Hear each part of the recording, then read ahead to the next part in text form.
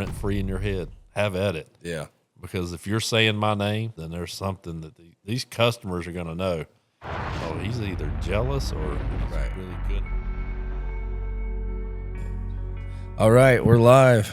Chris and Nolan Council, welcome to the podcast. Thank you. Thank you, sir. Got the guys over here from Nailed It. I've always thought you have like the coolest name.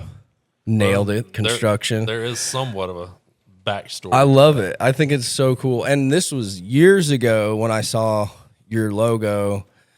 You were driving down Battleground. I was working for a property management company at the time, and that's the first time I saw it. This was like quite a while ago. All right. It was actually like when we first moved in over there off of Cannonball. But anyway, so I just always thought it was like It's one of those cool gigs last name.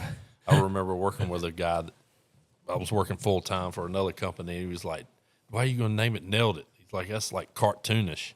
And I was like, "What's the first thing you say when you do something right?" Right. He's like, "No, it's just too cartoonish." But the backstory to it, the day that me and my wife and I think my daughter was with us, we were going to go see the lawyer, and I wasn't going to tell my wife what I was going to name the company. I was like, I already got the name. I've already got the shirts picked out that I'm going to order. And she's like, you got to tell us before we get there. And so I was like I think we pulled in the parking lot. It may have been halfway there. And she's like, you got to tell us. And I was like, okay, I'm going to name it Screw It. And I was going to get shirts that said I got screwed by Screw It. And then my wife kind of looked at me weird, and she's like, think about that for a second. So then my daughter chimes in from the back seat, Dad, just name it Nailed It. Oh, there you go. So that's how it came about. That's perfect. And how long so did you we'll kind of start like from the beginning, like where did you grow up at? Are you from McLeansville? Oh yeah. Well, you are? I grew up right up the street. So 2 minutes from where we're sitting right now. Right. So I went to Northeast. So Okay. I grew up in the area. Played baseball. I guess you could say that was what I was well known for when I was a teenager or his age. So I burned Highcorn Road up back in the day. But not anymore. It's all work related now. That's right. So I'm tearing up the roads everywhere. That's right. But yeah, I never would have thought, I don't know, when I was first starting out at 19 or 20, that I would be, 50 years old, which I am now, and running a business, doing construction. So everybody, my mom's asked me, where'd you get the niche? And then she realized that her father he always messed with his hands. So I remember going to his house as a kid. He'd always let me go out in the workshop, and I was out there nailing stuff and just beating on stuff. And that's how I guess I got the niche for construction, because I originally went to college for architecture. Okay. So got A similar line of work, I guess. So didn't really, they don't draw anymore. Everything now is computer. It's all CAD and computer generated. Right. So luckily I don't have to write any plans. Right. So I just build whatever, customer asks me to build. And if I can't build it, I'll find somebody that can. Right. So Yeah, that seems to be like my buddy Alan is, he's like everything he does is like everything's by the book. Everything is exactly the way it's supposed to be built, but he has his own version of what he's doing with it. Yep. And it seems to be just like the best way to do things. Now, unless you're doing like a room addition, of course, you probably need to get like plans and blueprints. I mean, there's so many elevation, all that stuff. There's so many different changes in materials Right. across the board. I mean, when I first started, if I could do decks every day, I'd be set. I love doing decks. Yeah. And back early on, they had a product called Trex or Fiberon that was out. And a lot of the times then where people were like, that stuff's too expensive. Yeah, I get it. But I'll build you a wood deck without a problem. But now it's products that are out that are PVC products, which is like far superior to what Trex is, or Fiberon back then, and people are doing it. I mean, I'm doing a deck right now that is 16 by 25 feet. Really? What's it called? It's not Trex at all? No, Like it's, it's a not PVC. It's made by AZEK. It's a all PVC product. So really? yeah, What's it's like the plastic life all the way through. expectancy from it? AZEK has a 50-year warranty commercial, and I believe lifetime residential. Really? Yeah. How does it hold up? I mean, is it pretty hard, like high quality stuff? Oh yeah. Really? Yeah. It's I've never seen it. That's what I grew up on was Trex decks. That was like Yeah. the thing. well, Trex is a composite, Composite, right? which is a, Excuse me. I guess you could say, a plastic with a wood resin. So there's still wood in it, and then it's compressed That's together right. to create the product. The products I got now are all PVC. It's plastic all the way through. So if you scratch it, it's the same color all the way through it. Which they do have, which what I use is there's usually a thin membrane wrapped around it, which is, the color will only go, that what's on top will only go probably thickness of a credit card down. But still, it's the same somewhat color through the whole thickness. So if it's scratched, it won't be as noticeable. Right. And all you got to do is wash it with a little Clorox and water, Oh, and it looks brand new. wash it off, and no pressure washer needed. Really? Just hose it right off. So when you're screwing it down, are you having to pre-drill this stuff, or is it just? It's well, I mean, there's different ways that it can be screwed down. I use what's called a Cortex system. He loves it. I'll let him explain to you why. But they're screws, like they're threaded like a regular screw, like Right. a normal one, where right hand turn, and then when it gets right at the head, there's a reverse thread. Well, the reverse thread cleans out the hole while it's still pulling it down. Oh, And then once I screw the whole deck, I usually commandeer him or my daughter to come back out there and put little caps in it. so you don't know? You don't even notice it. Tap them in. Okay. And Yeah, caps are the same color as the whole deck, and they have wood grain running through them. So when you tap them in, as long as you get that wood grain in the right You don't even direction, notice this there. you can't see it. That's crazy. See, I have not seen that. Like I said, the Trex has always been. well, kinda they like what also I grew have up the on. side or the edge clip, where the clip goes into the side of the Right. wood, and then you just screw it into the joist. But my thing is that clip is, it may have a 1/4 inch, maybe a little bit larger, 3/8 section that holds that edge down. You're not going to convince me in 50 years that deck won't come out of square, or the Right. expansion and contraction, that little metal piece is going to hold it. Right. So you can, with the system I use, you can face screw it anywhere on that board. How straight is it?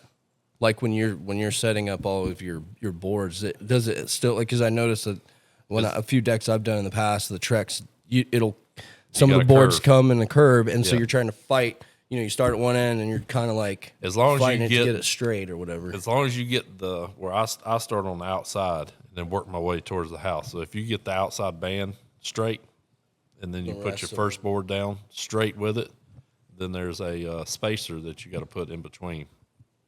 So that first board delegates your straightness. Gotcha. Makes So as soon as that one board is down, and as long as you put the spacer in between each joist as you're screwing it down, and the spacer comes out, it's just there But to, you're going to, so once you start the first one, then everything's going to that first board, Yep. essentially as your straight line, Yep. right? Okay. And it's easy. You can, there's some, I mean, I fought with one today, right up against the house. The house had a little bit of a bow to it, this brick. So I'm like, man, how am I going to fix this? So I just went up against the house as far as I could and rammed that spacer in there to create the space, and it straightened it right out. Oh, yeah. So, but I mean, Well, nothing's perfect. You're going to have, especially up against a house. Oh, yeah. You're going to have a little bit of like an odd gap. I mean, oh it's, yeah, but it's, you know. I would, the products that they've got now are, it's where are you unbelievable. getting that at? It's back and forth, different companies. I just got a call from one of my reps that I haven't ordered anything from him for probably a year and a half, because I found out Lowe's can order the same stuff that I was ordering through them. It's the huge difference in cost. Really? And then, I don't know, he called me probably 6 or 8 months ago, and he's like, man, I noticed you hadn't ordered anything from me lately. What's up? I was like, I'm beating you to death on price. You can't compete. He's like, yeah, I can. Send me what you just ordered. Oh, yeah. And he sent it over to me, and he wasn't beating them on everything. Right. And as a business owner, you know, if you come in at the same price, why am I going to go to you for, you know, composite or PVC decking, handrails, and vinyl product, and then I got to go to Lowe's to order the lumber? Right. So now I've got two separate orders. It's a pain in the ass. Yeah. So I would much rather go to one person. Mm-hmm. And of course, the more that I order, you know, more significant the discount is on my Right. side of it. Mm-hmm. So, And they're competing because there's, I mean, like we were going to order some pipe. This was not that long ago. I had some friends of mine wanted me to do some drainage in the backyard. Wanted me to use like, I don't even know what you would call it, but some big, huge drainage stuff. And we were going to order it through a company. They were that sells it. They were really high. So we called Tractor Supply, and they're like, you know, yeah, we yeah. can get it cheaper. Well, then we called Lowe's, and Lowe's is like, they want your business. They will not. Yeah. They're like, we'll lower it and give you free delivery. And I was like, oh yeah, yeah. you know what I mean? But my problem is I don't have time to like, I'm not you know what I mean? bouncing around the shop. I'm going to go here, and then I go here, and then I go here. It's like once I find like a guy to cut my grass, like that's the guy cutting my grass. oh yeah, You know what I mean? I don't know, time's money to me. So it's Oh, yeah. like, you know, if I could pay a little bit more, I'll do it. You know what I mean? Convenience and time was what matters to me. You know what I yeah. mean? I mean, it's But if I do get a good deal on something, I'm going to go there. oh yeah. I mean, a lot of the companies are. I guess if we're going to go back. What's it been now? 6-7 years. COVID. Yeah. That was when a lot of businesses they realized we got to compete. If we're not, these That's people right. are going to jump ship on us. And you know, the one dude that I use at Lowe's, shout out to Patrick. I mean, he looks after me. I mean, I go in there and I tell him what I need. He gets me the price and let's roll. Yeah. And I don't even know how, you know, I guess he might get some money back or, you know, through his sales. I don't know. I don't know Yeah. how that works at Lowe's. I worked retail, but I wasn't on the higher end scale of selling $10,000 or $20,000 worth of product. Yeah. But yeah, I mean, it's, I mean, usually they have like, you know, there's some everything's negotiable. But, yeah. you know, To a point. To a point. You're not, Louis Vuitton does not negotiate, you know, but Yeah. it's, you know, I mean, you know, there's a ton of, well, especially now though, because I don't know, man, business has been kind of weird for me lately, but you can definitely tell there's like some serious competition in the air. So like these people are like, you know, they'll cut it down to like almost cost Oh, on yeah, some they'll things cut just to you get off at the knees. just to get some business going. yeah, I You mean, know, it's like in my world, you know, people are asking me, you're a handyman. Yeah, well, I'm a handyman, but first thing I come back and say, I'm a licensed business owner. that's right. That's the biggest difference between me and what you're going to get from, That's right. you know, Billy Bob off the street. He comes to your house and, you know, he's building you a deck. We'll use a deck since we've been talking about it. And, you know, he falls off the deck, breaks his arm. You as a homeowner is responsible. That's right. Because he's not insured. I'm an insured business That's right. and a licensed business. So, you know, does that, You're a tax-paying American. yeah, it's like a the lot rest of taxes at that, but it's a good problem to have, I guess. If you're paying a lot of taxes, you're doing good, I Yeah, guess. Yeah, I guess.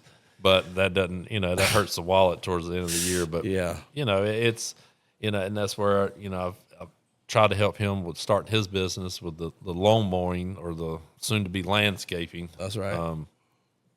To, I ain't gonna say coaching, but hopefully he sees what I do and tries to replicate it or do better. Yeah. 'Cause that's any dad would want. I always want both of my kids to do better than what their mother or father has done. Right. But you know, he's doing his gig, and you know, it started Doing off with, great at it. Yeah, he's killing it. He I mean, it is. started off just Knocking with a it push out. mower. You cut my yard. I mean, it's I mean, dude, I'll tell you, and this is like, it's super impressive because we talked about it last time we were here. Like, there's not a lot of kids that I see that are doing what you're doing, and so it's very honorable. You know what I mean? And so, you know, definitely keep doing what you're doing. But what you're doing is like, you know, excellent stuff, great work. You know what I mean? Like, take it to the moon, brother. Like, you know, because I'll tell you, there's not a lot of competition in your age group right now. And so that next big business that's coming to town is you, right? Like if you keep heading down that road, like I started business in my early 30s. So like, you know what I mean? I started late in my eyes, you know what I mean? So you keep feeding that horse, dude. It's going to pay for itself. Oh, yeah. You know what I mean? And so, and the cool thing too is like a father-son business relationship, right? Like you're a young dude, you're taking after your dad and things like that. Like you don't see a lot of that around. No. You know what I mean? You see a lot of shitty dads nowadays. I hate to say it, but you know, that's, you know, and I feel like as a father myself, like I'm definitely, he's watching me. He's watching everything that I do. Oh, I hear that a lot from the wife. He Your is. son doing everything you say or Absolutely. everything And you know, some things I'm like, yeah, you probably shouldn't take this Yeah. on. But I mean, like the other day, you know, I'm like, buddy, what are you doing? I come in here and he's like, I'm working out. Like, okay, you're Sweet. 6, you're working out. But he's watching. He's not working out. He's just enjoying himself. Yeah. But hopefully that impacts him later on in life. You know what I mean? Watching your dad like getting into business and doing what he's doing, and you're just subconsciously like taking in that kind of stuff. And it's gonna pay for you. It's gonna pay one day. Oh, yeah. Watch it. You keep letting that thing, you keep feeding that sucker. You really have a potential to go big. You know what I mean? And I think with your hustle and what you're doing, like you're going to for sure. Yeah. Yeah. And by the way, there was no snakes in that pile that I was gonna have you come and get from my house. He gets that I'm from me just for kidding. sure. I'm just kidding. Yeah. No, I had him. Not I, snake people. I asked him like 3 years ago when he first started cutting Rusty's yard. You know Rusty, right? Oh, yeah. Yeah. And so I was like, hey man, can you give me a price on that pile? My dad won't let me do it. There might be snakes in that pile. Yep. I said, that's right. I forgot you're a young dude. Yeah. Yeah, I told him he came Because if home. it was he's like, my son, I'd be doing the same fucking thing. oh right? yeah. You know, I told so him when it's he funny. came home, he's like, Rusty's next door neighbor wants me to clean up this huge pile of wood. I was like, no, you're not getting in there. And he's like, why? I was like, there could be a snake. And It's he's like, true. I don't There, know. I didn't see any, but there were snakes over there. So Yeah, because I mean that's the first thing I'm thinking. The copperhead mixed in with Yeah. who knows what's underneath, and wham! Now we got yeah. We just killed one this week, so they're around. yeah, snakes. I don't care how big they are; they can be the size of a worm. I'm going to scream. I'm not a fan. I'm a big dude, but Not I a will fan. scream like a girl. No. Yeah. So did you grow up with Rusty or? No, it's my mother. Because She was- he said, or his wife said, he was like, yeah, that's our family friend. And I was like, okay, so it's you. Because I never met you. I only saw Nolan. Yeah. Okay. But Rusty, when he was a teacher at Northeast, Right. my mother was a babysitter / homekeeper, and she babysat, and that was one of the children, Cole and Maggie, Yeah. both okay. their kids. Okay, So yeah. my mother babysat them while Oh, wow. Okay. up at at home daycare. Gotcha. So, and that's one thing, funny. one thing I could get from my mother, is I think she babysat. I'm sure she's going to correct me if she sees this. I think it was probably close to maybe 20 years worth of babysitting. Oh, wow. Okay. Never had a sick day, but one Really? where she had to call them, say, I just can't do it today. Wow. And, same with my dad. I mean, he was That's a pretty postman. good. My dad Really? was, he was How a long postman. How long you worked there for? Oh God, I think he carried after military 45 years, I would guess. Jesus. So Right here down in McLeansville? They have McLeansville? No, in town. yeah, Market Street. Okay, yeah. downtown, the main post office. But he jumped around to different. They could bid, I think is what it was called, on different routes because some routes were all delivery. He never had to get out of the truck. But when he first started out, he did the legwork gig. Throw the satchel on and go to mailboxes. Most of those are the elderly people in the old school don't have mailboxes back in the day. So Yeah. I got a good work ethic early on. Yeah. And, I remember the days like, when I first told him to go mow the yard. I think the first time he mowed our yard, he's probably 8. He's out there push mowing our yard. And my wife's like, oh my God, why you got him mowing the yard? Got to pay to eat. So Kind of true. yeah. And, there was always something that I had him doing and, look at him now. I mean, Yeah. I don't have lazy kids. Yeah, that's great. He goes out, he works longer hours than me, they one tease thing- me. That's one thing. I was not raised to sit around and Yeah. No. just twiddle my thumbs. I was outside. I was helping him, or like I said, starting to run my own business. Started 14 or 15. Started mowing a lot of yards. Yeah. And how many you mowing now? How many yards you got? I have close to almost 40 accounts. Wow. So I'm doing about 20, 25 a week. Yeah. And I have a lot of bi-weekly, so whenever those, I'll have an easy week, then a kind of hectic week, but in all, I have about 40. Gotcha. Yep. And that's kind of max capacity, right? Do you have any guys working with you I right have now? one guy that You have one guy? yeah, Okay. he helps me. Like today, we just had a 10-yard mulch job that we did today, and I saw that. Yeah, it knocked it looked out great. in 2.5 hours. Yeah, that's So great. Having that extra guy is Oh, it's yeah. big time. Especially with mulch. Oh yeah, Yeah, mulch is, it looks beautiful afterwards, but damn, it's a lot of, yeah. Yeah. Just it's make a- sure if you ever unload it, you got a tarp down. Yeah, I if you got a put it funny on the story about that one, too. driveway. yes. I've learned the hard way on that as well. Yeah, got a funny story about that one too. Had a good friend of ours I played baseball with in high school.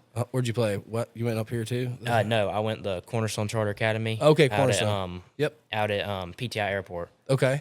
But a kid that played baseball with me in high school, everybody knew I started my own kind of mowing, blowing gig, doing landscaping when I'm not in school on the weekends. And Dad was like, "Hey, we want a lot of mulch done at the house, so head out there." And I did everything I can. That he wanted black mulch. I talked him out of everything I could do to talk him out of doing anything dyed, and that's what he wanted. And that was doing that job was a lesson learned, because he told me before I started, he said, "Make sure you have a tarp." And what did I do?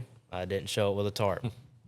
And whenever we're shoveling out of the back of it and it landed right on the driveway, it stained the heck out of the Yeah. driveway.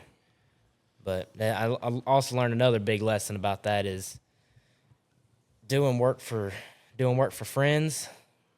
It can bite you in the rear sometimes, Oh yeah. because the family I did it for, they were the type where I guess keep up with the Joneses Yeah. type, and after that happened, it's like a switch flipped. Just the way they treated us, and Yeah. it was crazy. Over a driveway. Yeah, over a driveway. They had a big graduation party coming up, and all their friends coming over for this graduation Yeah. party. So And he specifically told me on the phone, I don't want my driveway stained with people coming to look at that. Yeah.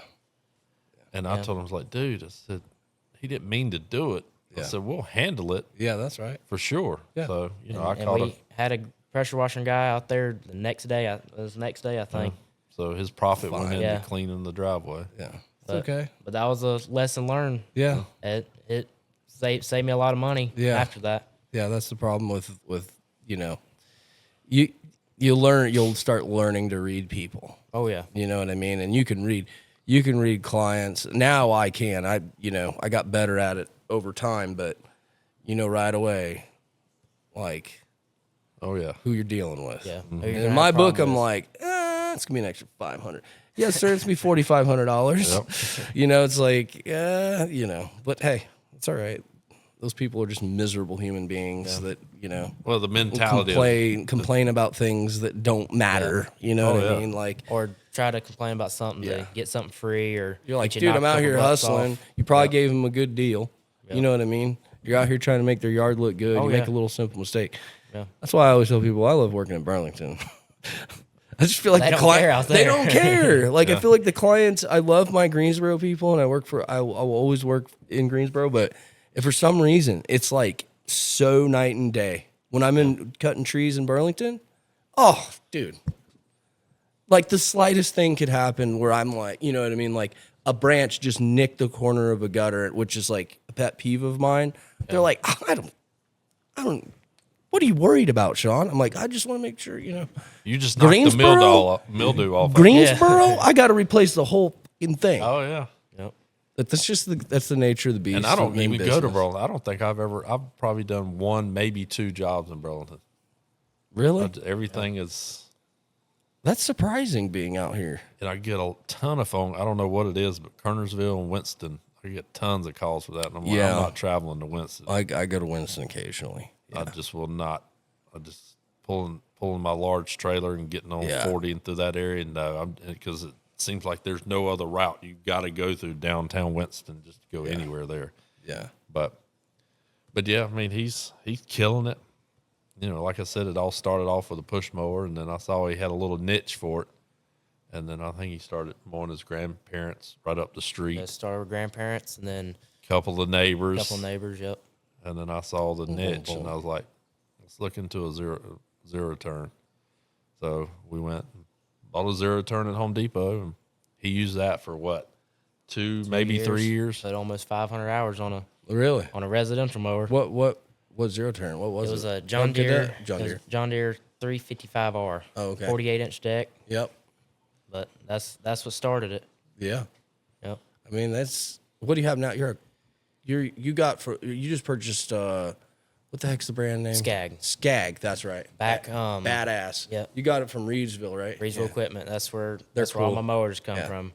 Yeah, I bought both those mowers last year, first of spring, and my 48 when I bought it, it was as soon as I bought it, it was like a door open for all these possibilities because it's so much faster, cut so much better. That's I can right. Make yards look a lot better just because Right. it's a commercial mower versus He's all residential. about the stripes. That's Oh, all you yeah. hear. Dad, look at this picture. Yeah. Curb appeal. It looks beautiful. Yes, curb appeal. Yeah. Well, the cool thing about equipment is this, and I was taught this by a guy named Danny who owns Carlton. Shout out to Danny and Justin. He said that people will find the piece of equipment. So, because I was so worried when I started off with a little stump grinder, and I was like, man, I got to get a bigger one. But I was like, man, I don't know if the cost is worth, the juice is worth the squeeze type of thing. He's like, Sean, just trust me. always worth it. They're going to find that piece of equipment. The work will find it. You don't have to worry about finding the work. Yeah. And I got to the point where I was capped out at the amount of stump grinding I could do. Yeah. Like literally. Like I was grinding 6-7 days a week. On the first 7015 that I bought was a gray one. I don't know if you saw that one. yep. Yeah. And but yeah, I mean that's kind of what got me into what I'm doing now. But I think good equipment. I'm a believer in good equipment. Yeah. That's just you know what I mean. Like I'm not saying buy everything new, but like Yeah. pay, stuff that you buy that is high quality always pays for itself, man. Like Especially dealer support. That is that's probably the biggest Yeah. thing, and that's why I deal with Carlton because they are it's the Ferrari of chippers and stump grinders that people don't buy because it's very high and it's expensive. But dude, I can be on the phone and next morning UPS overnight to my house apart. They can diagnose everything on that piece of equipment. That's the biggest thing in our industry. That I mean, I'm sure you could chime in on that. On is- my is side, like, I mean, a drill. well, you're I'm buying a drill or an impact. I'll spend $150, but I mean, but I'm sure you could probably call a DeWalt rep and they would be like on the phone, yeah, I ready mean, to I've- go versus a Ryobi guy. You know what I mean? Like, most of mine are going through DeWalt on their website, and I'll send them like every DeWalt that I ever buy. I'll register, of course, online, yeah, and then if I ever have any problems, then I think batteries are the biggest problems that they usually have if a battery goes down, and I think most of those are like 3-year warranty. are they? And I use the great big FlexiVolt batteries now on the. You use all larger stuff. DeWalt Oh yeah, stuff? DeWalt all Yeah. the way. Okay. And I've sent DeWalt messages, customer service. Hey, I need this battery's took a crap on me, and they're like, Yeah. send me the date code, and I'll send it, and they're like, here, we'll ship you another one. Yeah. I've done that 2 or 3 times. Yeah. But like you said, I'll spend the money if it's gonna make me money. That's and I right. don't have to babysit it. Right. Because I can't tell you how many times, not just with tools. Well, my truck is essentially a tool. And, I've pulled up to people's driveway, and I know they're thinking, man, he's getting out of this $60,000 truck. I know he's going to be expensive. No, I'm just smart. I don't want problems. No. And if I do, I want it to still be covered under warranty. That's so- right. And then that way, if I break down, I'm going to be here tomorrow. you know, John Doe over here in his F-150 that's a 1985 with a bed hanging half up way off of it, and he's parking in your driveway, leaving Dippin' Dot stains all in the driveway because it's leaking oil or transmission fluid, then you got to deal with that. Right. But, you know, I don't want to work on my own stuff No, at all. I don't have time. Yeah. I just don't have time. He has to go out there and he has to sharpen his blades. And I'm like, blades, yep. it's 6 or 7 o'clock at night. No, I'm sitting on the couch getting ready to cook Done dinner. for the day. No, I'm getting ready to cook dinner is what I'm getting ready to do because I do Sunday's maintenance day. 99% of the cooking, and he's out there. And I've gotten on to him numerous times. He'll be out there working on something in his trailer. It's dark as hell, and he comes in. He can't figure out something, or he can't fix something. I'm like, dude, why are you doing it at night? You can't see it, Right. and he's out there with a flashlight looking. I'm like, you got to start doing this stuff in the daylight, Yeah. or at least have enough time to where if something goes wrong, Yeah. you're towards the end of fixing it. Yeah. You know, don't come in at 10 o'clock at night and I done broke a bolt off, or I can't get this bolt loose, because I'm not coming out there. I'm telling you that now. No. You signed up for this gig, and, you know, he can attest to this. And, you know, I'm the type of dad that figure it out. Yeah. If you don't figure it out, then I will step in. But Right. don't go out there one time and then give up. Right. Keep getting it That's right. until you figure it out, because you're going to figure it out, because a human put it together. Mm-hmm. A human's going to be able to take it apart right. and fix it. So, But I mean, anymore, to me, like I said, time is money. And the busier you get, the less that the less stuff I can put my energy into. Yep. But for some reason, the other day, I got a flat on the golf cart, and I'm like, oh my God, okay. Because we use it for the chicken feed, and we're going, we take the trash cans down and all this stuff. So I have this motherfucker jacked up in the garage, and I'm plugging the fucking hole, and I'm, you know what I mean? And I put it on. I was pumped. I did it. But, like, that's not me. I don't. Oh, yeah. I'm not if you pop the hood on a vehicle, like, I walk the other way. I'm not. I send it to somebody or whatever, because I'm doing other things. I have other things I'm trying to do. You know what I mean? And you'll figure that out. Once busier you get, more guys you have or whatever, like, you delegate some of that stuff. yeah, I mean, he goes out there and he'll work on stuff. I mean, I grew Which up is how working you on do old it. vehicles Yeah. as well. I don't Yeah. have a problem with that. Yeah, you go through that. And I even got a funny story with that. I had this kid working with me. It's probably 2 years ago, and I'm chugging down Pisgah Church, and I was like, man, why does my trailer feel so heavy? And I look back, and, you know, I'm in my mirror, and there's smoke rolling out of the back of my trailer. And I was like, what in the world is going on? And I looked at the guy, and I was like, where's that smoke coming from? He's like, it's a tire. You got a blowout. And, you know, my work trailer's I would probably say, with the trailer and all the stuff I got crammed in it, 10,000 pounds. I don't have a jack that's going to lift this on the side of the road. Oh, yeah. Luckily, I had a piece of wood. With it being a dual axle, I just pull one wheel up, and it's going to lift the other one up. So we get out, we pull over into this little community, and I tell the dude, I said, open up the side door. There'll be a box sitting there. It's my ratchet set. Go ahead and get that while I pull the trailer up. So I pull the trailer up, and he's standing at the side door, wide open. He's got his hands on his hip. He's staring in there. I was like, what are you doing? He says, I don't know what a ratchet set is. I was like, it's a red box, and it says, 201 piece ratchet set. So I reached in there, grabbed the ratchet set, and I opened the box. I said, all right, grab me the 21. And I'm over there, and I'm just like, the tire's still smoking. I think I'm on the phone with a friend of mine, Jordan, like, hey, man, do you mind bringing me a spare? Because I didn't have my spare with me. I think he was using one of my trailers that had the spare on it or something. I don't remember. So he's like, yeah, I'll be there. So I go back over there, and he's still got his hands on his hip, and I got the box wide open. And I was like, what are you doing? He said, I don't know what you mean by 21. 21 millimeter socket. Oh, okay. I still don't know what you mean. I was like, they're all labeled. It'll say 21 mm. So I finally get it off. And, I'm thinking I'm using this as a teaching moment because at the time I think he was probably 18 or 19, first, second year of college. So I was like, you're going to take his tire off. I'm not touching that hot ass wheel. So he gets down there and I got my, one of my big impact guns and hand it to him. And still I'm not thinking that he don't know how to change a tire, which he didn't. And he's like looking at it. What do I do with it? It's like, put it on the lug nut and pull the trigger. Just make sure you got it going in reverse. And as soon as I said reverse, I was like, I can guarantee you he don't know what that is. So I reached in there and hit the button. And he took the tire off. And, by that time, my buddy showed up. And Jordan is like, dude is like ripped. So he's like picking it up with his pinky, comes over, puts it on there, runs the lug nuts on. I'm like, man, so glad you're here to be able to put that on because I didn't want to get on this hot road and put it on there. And he put it on there, and then he was gone. And, we hop in the truck, and I'm like, dude, you don't know how to change the tire? He's like, no, I have no clue. My dad never showed me anything like that. So,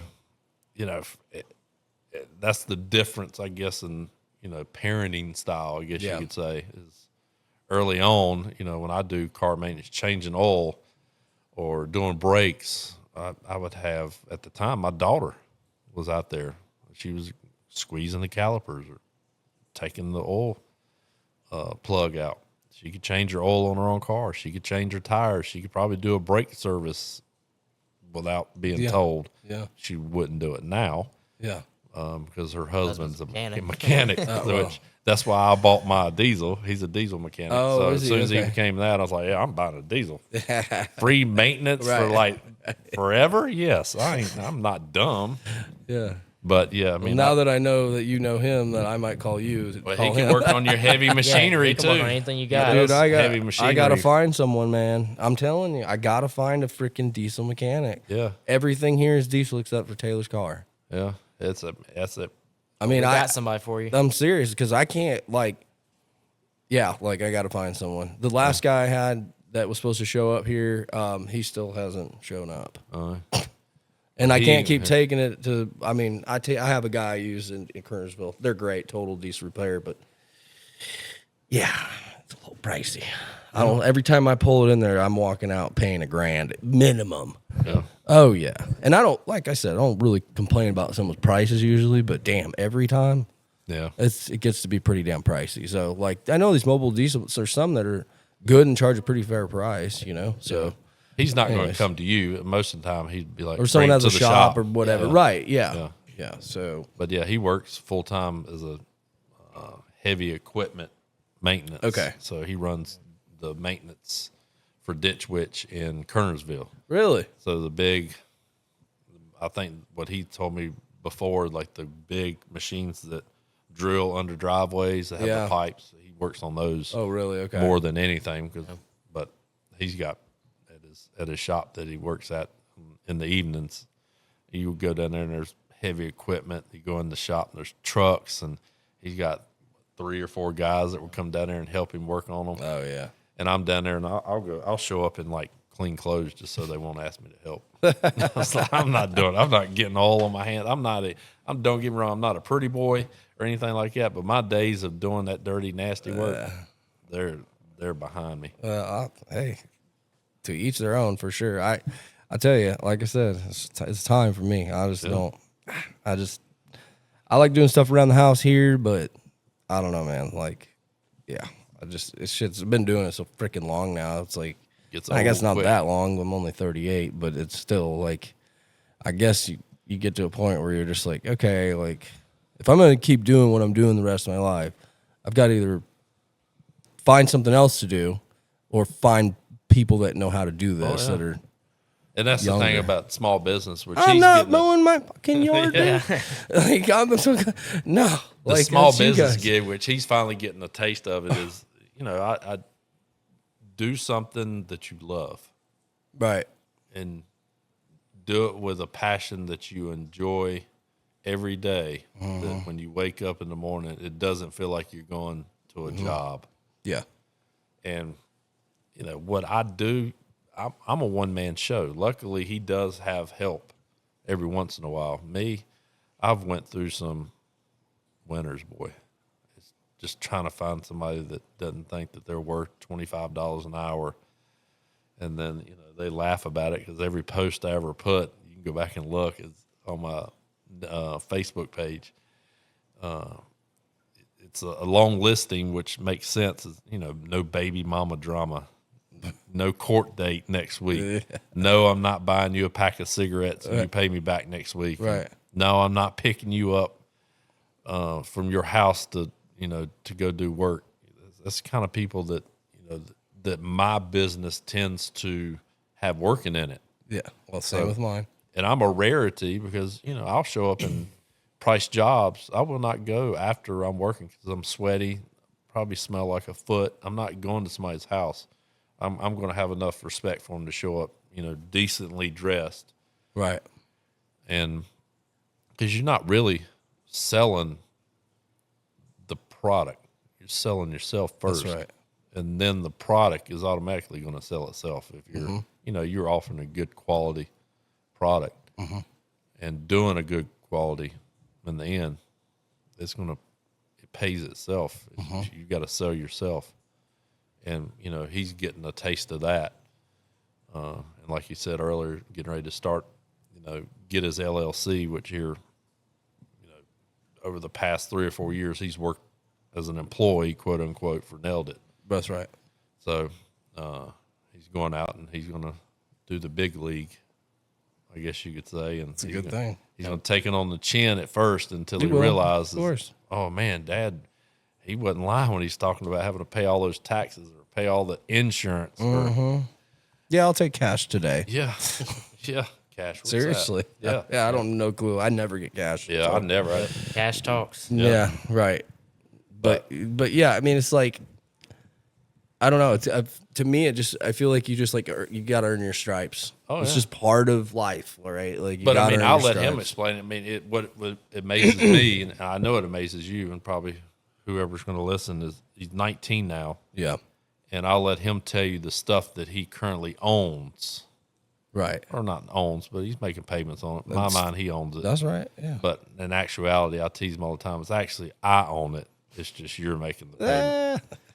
But at 18, the laundry list that he's getting ready to tell you it's mind-boggling. Yeah. At 18/19, he just turned 19. Right. So, it's And I'll even explain why a lot of the stuff I buy.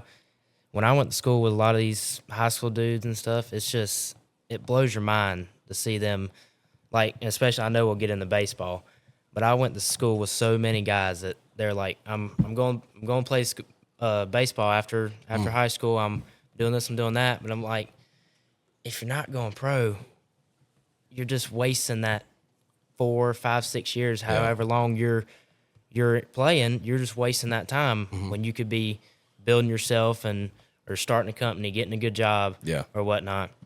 But that's like I said, I started off with that little John Deere zero turn, and that I built that. And once I realized, I was like, this is what I want to do forever. I started buying the commercial stuff. So.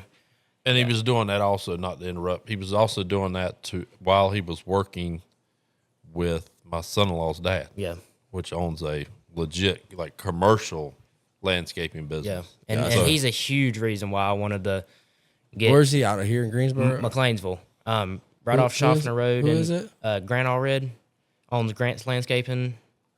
I don't know him. He's out off Mount Hope Church Road. Yeah.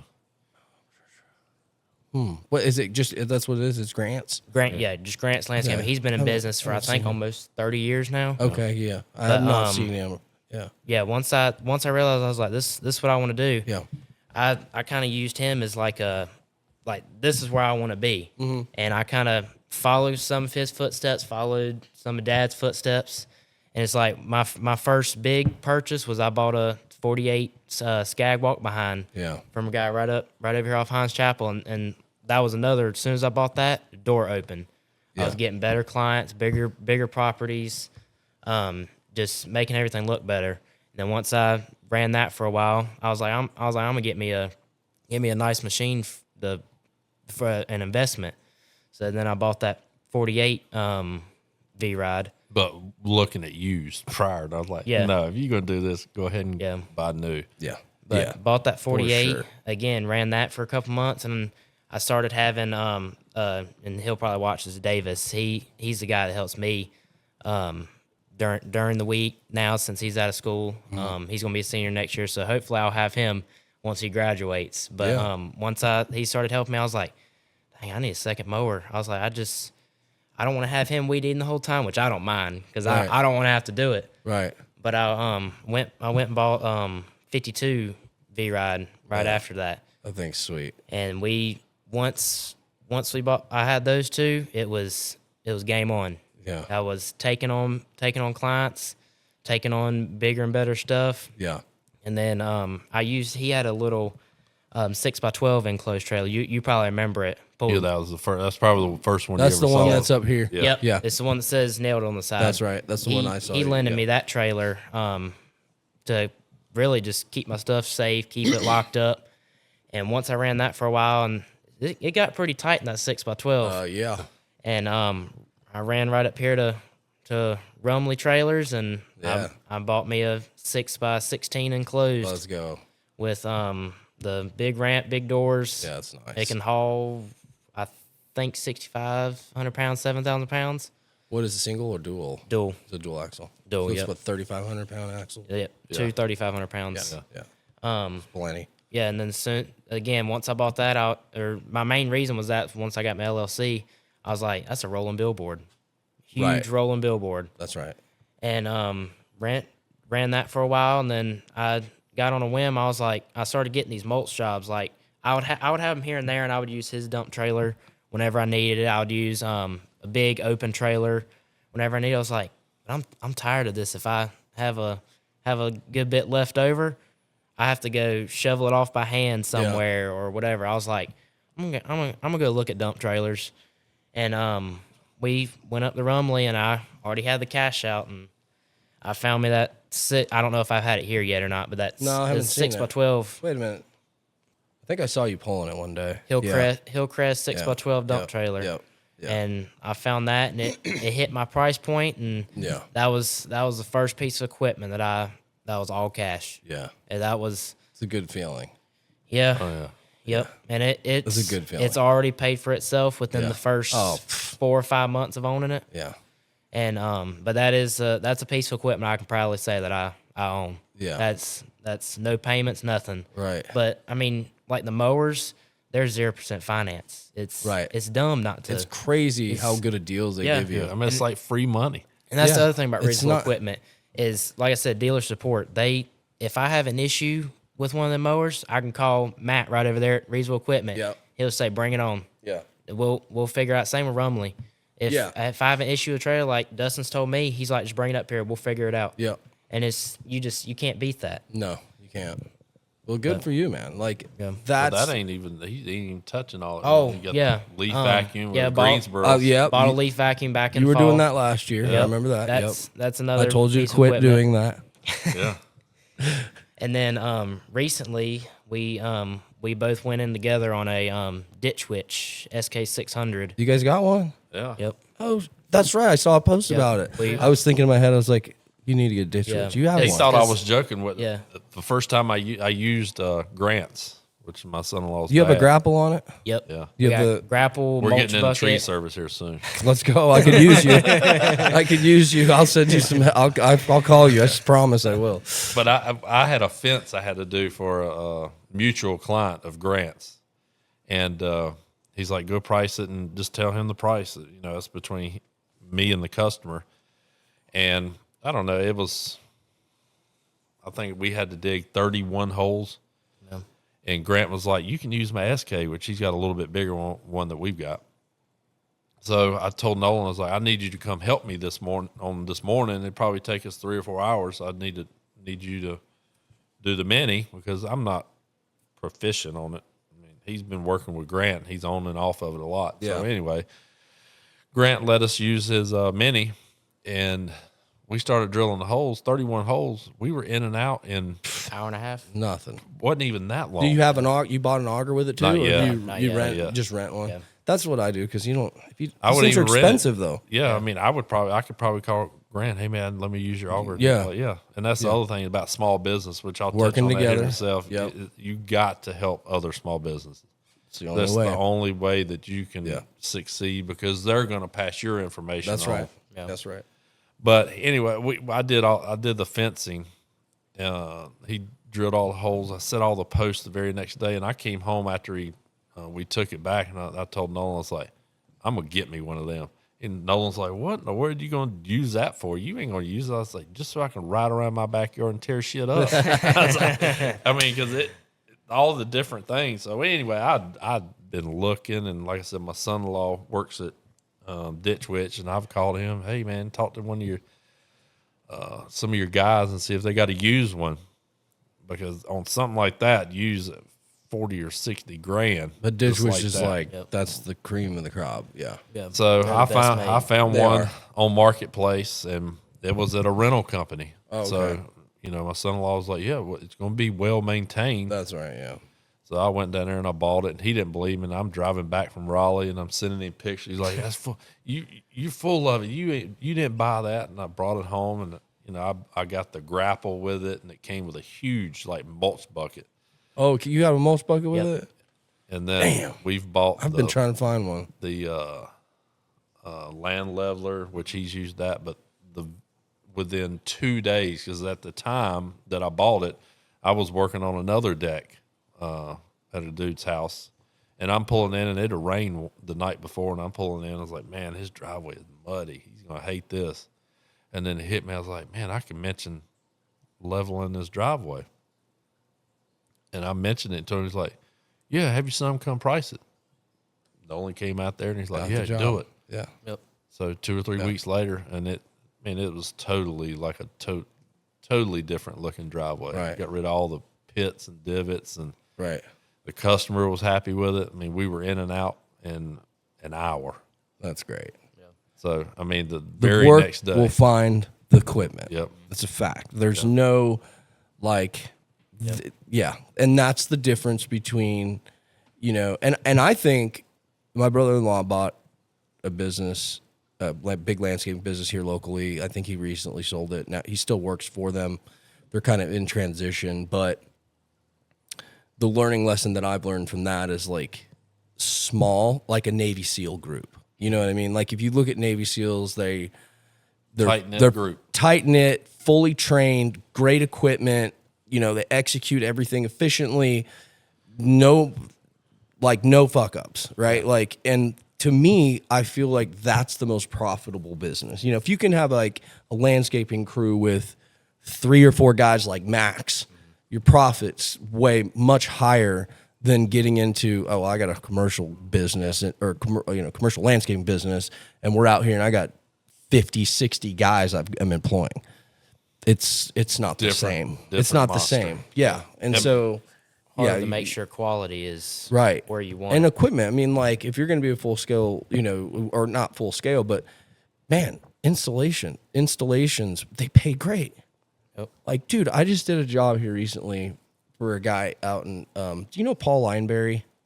For the name. Lineberry Yeah, Landscaping, Lineberry, great yep. dude. That guy is awesome. You have to, if you ever see him or whatever, and you see his stuff, go introduce yourself to him. He is like a freaking awesome dude. Yeah. You got to meet Paul. Paul's awesome. Shout out to Paul Lineberry. But we priced this job. He's like, "Do you want to do the clean out?" And I was like, I guess, yeah, I'll do it. He's like, I just don't have time. He's like, I just want to do the installation part, so there, boom, I'm doing landscaping essentially, right? Yeah. We're cleaning everything out. And really, I hired another landscaping company guy. The guy that called me tonight, I do a lot of work with him too. And he gave me a price, 5 guys. They were there for the full day. I made a good profit. He came in, knocked it out. Boom, I knocked the trees out, and we were done. And, we were done by 12 o'clock the next day. So a day and a half, great money, working with small businesses, like especially Theo, like he's super efficient. God, I can't think the name of his company. Oh God, what is his name? I'll get back to you on the name. Turf Solutions. Yep. Turf Solutions is Theo. If you ever see him introduce yourself as think well. he He's actu- awesome. I think he actually does, because does he do? Well, he did my herbicide treatments and stuff? grass. Yeah. Yep. He does. He's got the license to do all that. So he did my grass, and he did all the stuff out front, Yeah. like the landscaping and all that kind of stuff. So I've just been working with him for so many years. Yeah. He did ours at Cannonball as well. Great dude. But again, like you're gonna find, like, he's got men. I don't have men like he has. He has, and they're just a small, tight, like 7. I think he's got 14 guys or something like that. But he's got like his core 5 to 7 guys. But hey, you know what I mean? If you can, work with another company, man, they're gonna start sending you work. You're gonna send them work. You're gonna do work together on a job. And like, I thought about you on this last job, actually. But the reason why I didn't call you for it was because I needed manpower. I had to have more people. Oh, yeah. Yep. But a simple something like this, where I'm like, and now that I know that you have the ditch witch and you have the dump truck, I didn't know you had that stuff. Yep. You're probably gonna get a call from me here, like, because I'm gonna be like, hey, Nolan, can you come price this for me? Knock this little piece out because the homeowner wants it. I don't have time to do that stuff. Like the landscaping stuff, I just don't have time. But that's what I'm saying. The more equipment that you do have, the work's gonna find it. It's plain and simple. There's nothing. If you're a half-ass decent human being, Yeah. that's all you have to Yeah. be is half-ass. You're gonna make it. But when you're an extraordinary person, you're gonna be like Paul, where he names his price and the people are like, do it. Yep. Like they don't even. I was like, God dang, I wish I was there. I feel like I'm having to give a quote and wait around for 2 days, and Yep. we're waiting on someone else to look at it. And I have a lot of clients that just say do it, but gotta be nice to be there. Like he's worked his way to that point. He's got that reputation. But he works with other companies really well, and that's what I do. I mean, especially in the tree business, dude, I don't climb trees. You know what I mean? I have a climber who works for me. I have several that I use, but like not all of us, but several of us, Apex, God's Way, like some of these other, we all work together. You know what I mean? Especially like on a bigger job or something like that. So I don't know, man. That's just like, because there's like companies in town that I've worked for, and I won't name names, but like they just think they can take it all on, and it's just solely them. Yeah. You know what I mean? It's like that's not Spreading themselves thin. yeah, and it's not going to work for you, man. Like because the last thing you want to be is like super stressed out about fucking have to wake up the next day. Oh and yeah, go to work. like with me, I'm thinking I'm 3 decks back right now, and I've got Oh wow, people that have been waiting on me for 2 months, that's great. and well, to a point. But the good thing about it is they understand. I mean, most of the time I've even told him through the business part of it, you talk to the customers and let them know Yeah, they're going to be fine with it, because I mean they've already signed up for the gig. What's another week? What's another 2 weeks? Yeah. And it's I know he laughs at me because there's one word that absolutely drives me insane as a small business owner that I hear so often that even the customer cannot even explain it to me. And I will get in not necessarily an argument, but a debate back and forth, is that word reasonable. That drives me insane, because your version of reasonable is totally different than mine. Mm-hmm. So who delegates what's reasonable? Because I'm going to feed my family. I'm not going to feed yours. Right. You want me to do the job and come over here and feed you dinner? right. I mean, if you want me to do that, I'll do it. Yeah, But you're going to pay for it. Mm-hmm. But and he's learned that it's don't do anything cheap. Or if somebody comes back, I've learned this over the years as well, is somebody comes back to me and says, you're too expensive. I've been told that a lot, and I know I am. And my response back is, yeah, I am expensive. I'm too expensive for you, right. because I'm going to go down the street here in a week, and I'm going to do the same thing you want, and they're going to pay it. Right. So I'm not expensive to them. I'm just too expensive for you. And that's okay. Yeah. So, and I learned that I can't even remember. It's been quite a while. I was sitting at home late at night. Everybody's in bed, and I'm watching a video, and it comes up, and the guy's on there, and he's like, "You run your own small business?" And I'm sitting there, feel like I'm sitting in my underwear eating Cheetos situation in a folding chair in the basement, and I'm like, "Yeah, I own a business, and do you get every job you price?" Man, yeah, I was getting almost 95% of every job I price, is what I'm thinking. And then the guy says, well, you're too cheap. Then I was like, too cheap? No, I think these people just want me to do it because I'm good. Right. And then he started explaining. He says, well, if you're getting 90 to 95% of the jobs you quote, then you are too cheap because you can now double your rate, Right. take on half of the work, and make the same amount of money and not have to do as many jobs. Yeah. And it was like a light bulb went off in my head.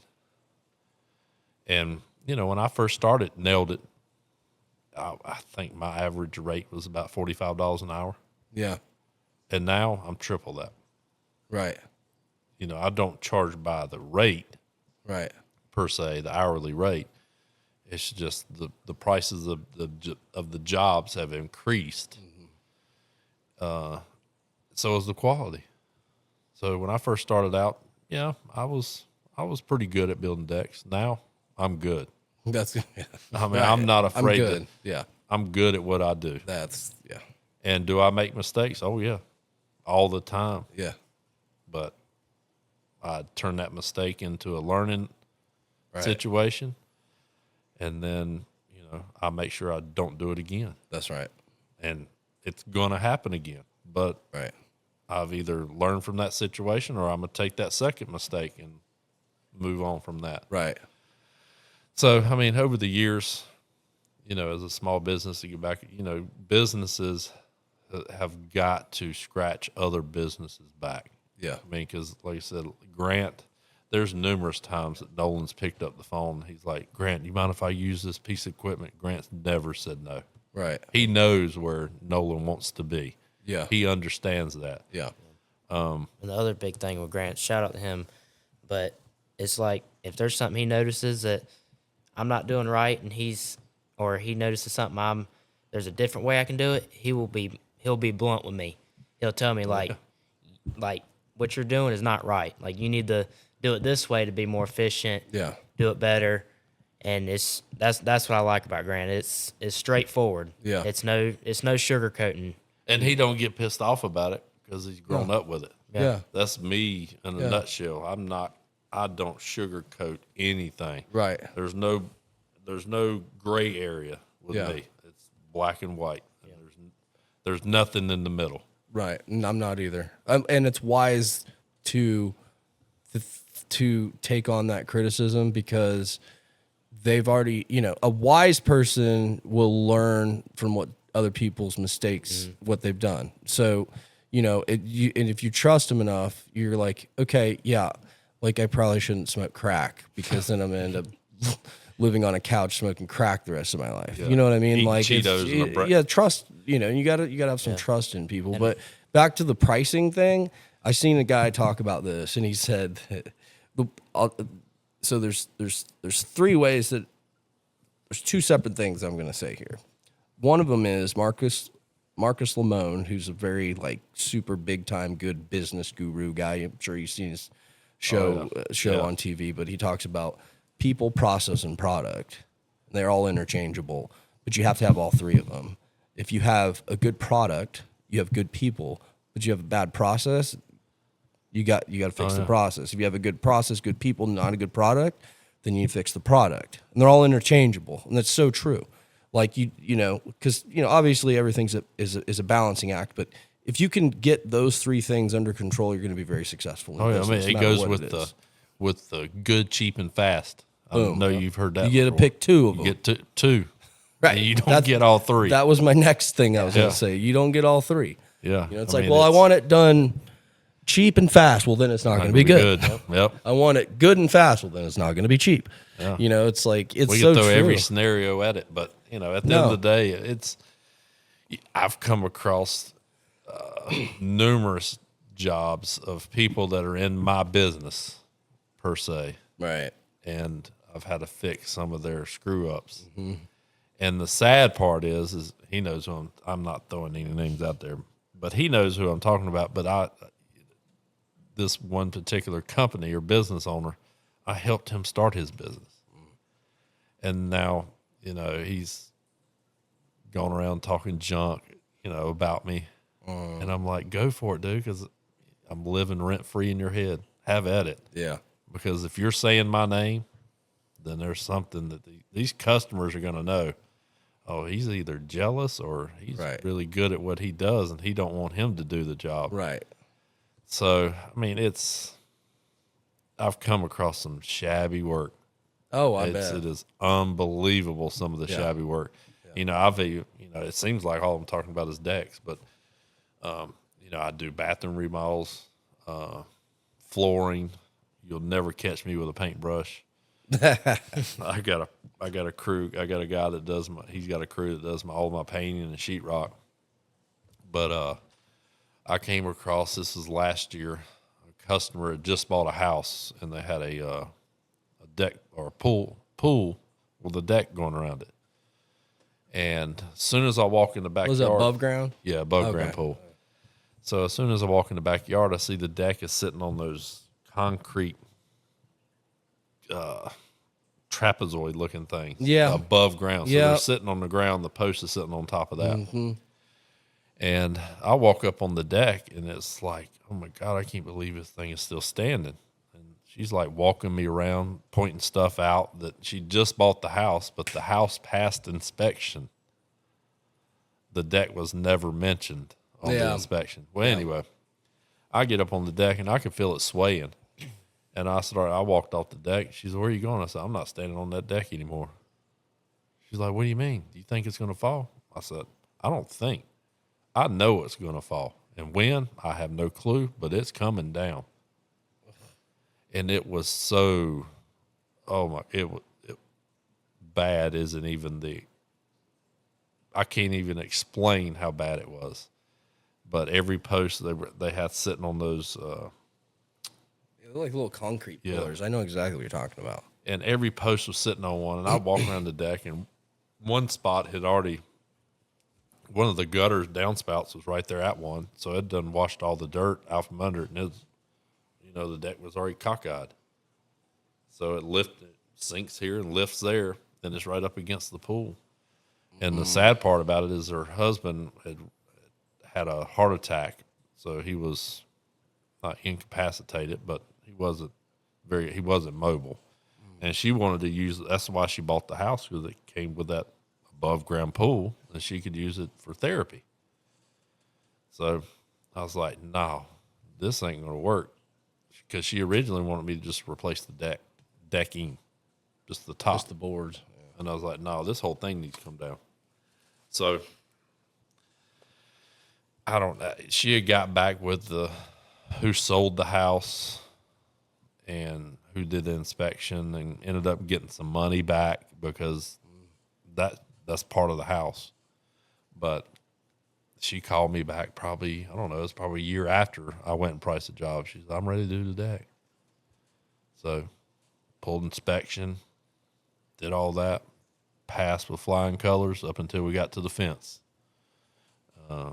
Code requires that it has to have a self-closing That's right. mechanism on a pool. The hinges. Yeah. Yep. And this was a double gate.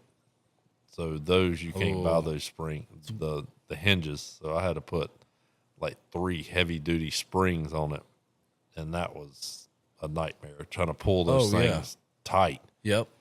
But I got it done, and she was tickled to death. Wow.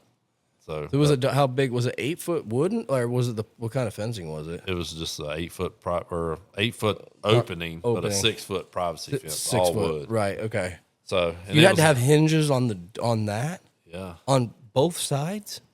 They had to be self-closing, Really? to where So if how somebody did- opened it, it would close by itself. So what did it latch to? Did you have to have like a post or something? I had to move the latch. The latch has to be at like 58 inches above grade. Yeah. So certain height kids couldn't reach That's it. right. Yeah. So the code guy allowed me just to move the latch up that was there. So I moved okay. it up to the appropriate height. And then the springs, I mean, you could open it and it slammed so hard. But I would much rather, because it had a lot of tension on those springs. Yeah. And, got Did you have that done. to, you had to do the kid-proof lock that pops up? No, they didn't Just make as you long, do that either. Just as long as it was a lockable fence. Okay. as long as it's lockable. at that 52-inch height. So You know what I'm talking about, though, like yeah. the ones you pull up, like Yeah, going like to a on- pool. on or metal whatever. fences. on the Yeah. top. Yeah. Yeah. Yep. Which they sell them just for fences. Like I could have put one on there like that, but when I talked to the guy who came out to approve it or to do the inspection, he's like, this fence needs to be self closure. And I'm like, what are you talking about? It's the fence that's lockable. He's like, no, it has to be self closing, to where if a kid opens it or somebody opens it, it will close behind that person. Yeah. So I slapped it on there. So and you have to rolled out. call. So for decks, what's the rules of engagement for decks, building decks, like as far as permits and all that kind of stuff? I don't know what it is, of course. That's a gray area, I guess you could say, for Because me. I'm just replacing what was here. Like, do you have to call for that? I mean, what? We'll say explain you're that. supposed to. You're supposed to call when you put a ceiling fan in. Are you for an supposed? inspector. Are you supposed to when you put a metal building in your backyard? Yes. I definitely called. But, I mean, Anyway, it's sir. a gray area. And I've had discussions with. That was COVID. No one was around. Yeah, What they do you didn't mean? answer. No, they didn't. They showed up though. Anyways, You just tell them you had a mask on. I did. Or just cough a lot when they get Yeah. here. That inspection will go real good. Right. But you're supposed to, but according to the code book, from what I've read, which they've updated it so many times, they've probably changed the wording. But if you're replacing an existing deck completely, that word completely stuck with me for a lot of years. Completely to me is every single piece of wood from the previous deck. Oh, that's a good loophole. So, No, but that would make sense if it's completely but if I leave one one piece up, piece. It's not complete. it's not complete. Yeah. But you're supposed to pull a permit. Yeah. And I don't have a problem if the customer No. wants me to pull it, Yeah. I'll pull it. Sure. It's for their safety and Sure. of course so the state can get more money, of course. Yeah. Right. 'Cause I didn't it know increased the that. value. I didn't know that's. For some reason, I thought. I guess it's because it's attached to the house, right? Is that why? Well, I never attach them to the house. Mine are all freestanding. Are they? Well, I guess mine would be too. Then, right? I don't know. I hadn't got underneath it. But if you want me to inspect it before I leave, I'll tell you that you'll need a new deck. That's a big one too. You should, so I can badger Alan. Yeah. You and Alan would have a ball. I'll have And to then that introduce way you to I Alan. can Yeah. talk He's into awesome. PVC I've met product. Alan before. You have? Yep. Well, how do you know Alan? I met him. He's good. He's friends- awesome, isn't he? He's good friends with You- a you ain't met customer him? of mine, Della. Yep. Della Halls. Yep. He's good friends with them and does a lot of work for them. And Yep. I was out there mowing one day and Oh, he's the greatest. met him, and I was talking to him hour or so Oh, he'll before I talk- even started mowing. And yeah, he's awesome. Isn't he? Yep. He's great, dude. Because he was the one. He goes. He told me one day. He's like, man. He's like, I got a landscaper guy. I need you to meet. And I was like, oh, okay. And he said who you were, and I was like, and I just didn't put two and two together. And I called him one day. I was like, do you mean Nolan? He was like, yeah. And I was like, well, I already know him. And he's like, you do? How the hell do you know him? And so, yeah, those people are really nice. The Della and Yeah, all they that. are. Very Oh, yeah. nice people. Yeah. Yeah. It don't get They better have than them. Right. They have a bunch of rentals, I think, right? Yep. I do 3 rental properties. You do for them? Yep. Do you do the one off of Lawndale? I do the one off of Lawndale and then the 2 in Oak Ridge. Yep, that's my climber lives in that Yep. one right there. Yep, that's Alexa's house. Yep. Yep. Yeah, they're great, man. Yeah, they're great people. That's awesome. That's hilarious. Small world. Just remember, Della, I'm sure you're going to watch this. I'm still the OG. No matter what Nolan says, I'm Oh, still the OG. There you go. But we're gonna have to check Alan's skills here. Alan's great. He's phenomenal. He's just like you in the fact that it's like everything's detailed, everything has to be done correctly, and like he did the deck out there. We just replaced what was there. He did doors. He did a bunch of shit on this place because when we moved in here, it was like he helped me do this in here. Yeah. Electrical. Maybe he did help me with electrical. I don't know. But anyways, he's just like super knows all that what you guys do in your area. Like he knows it all. Like he's fucking. And I don't know it all, but He goddamn. Google. I feel like he does. he does. I can guarantee he does the same thing I do. Googles it. I can promise. We talk about YouTube all the time. I'm not a doctor. back on now? Yeah, we're rocking and rolling it. We'll just edit that little part out. But anyways, here's the thing about diet. And here's the thing about exercise. And here's the thing about the medical healthcare system that we live in America. Okay. We are so absolutely misinformed about probably, I would say, 60 to 70% of everything. So primary care doctors are great. Okay. They serve a purpose in humanity.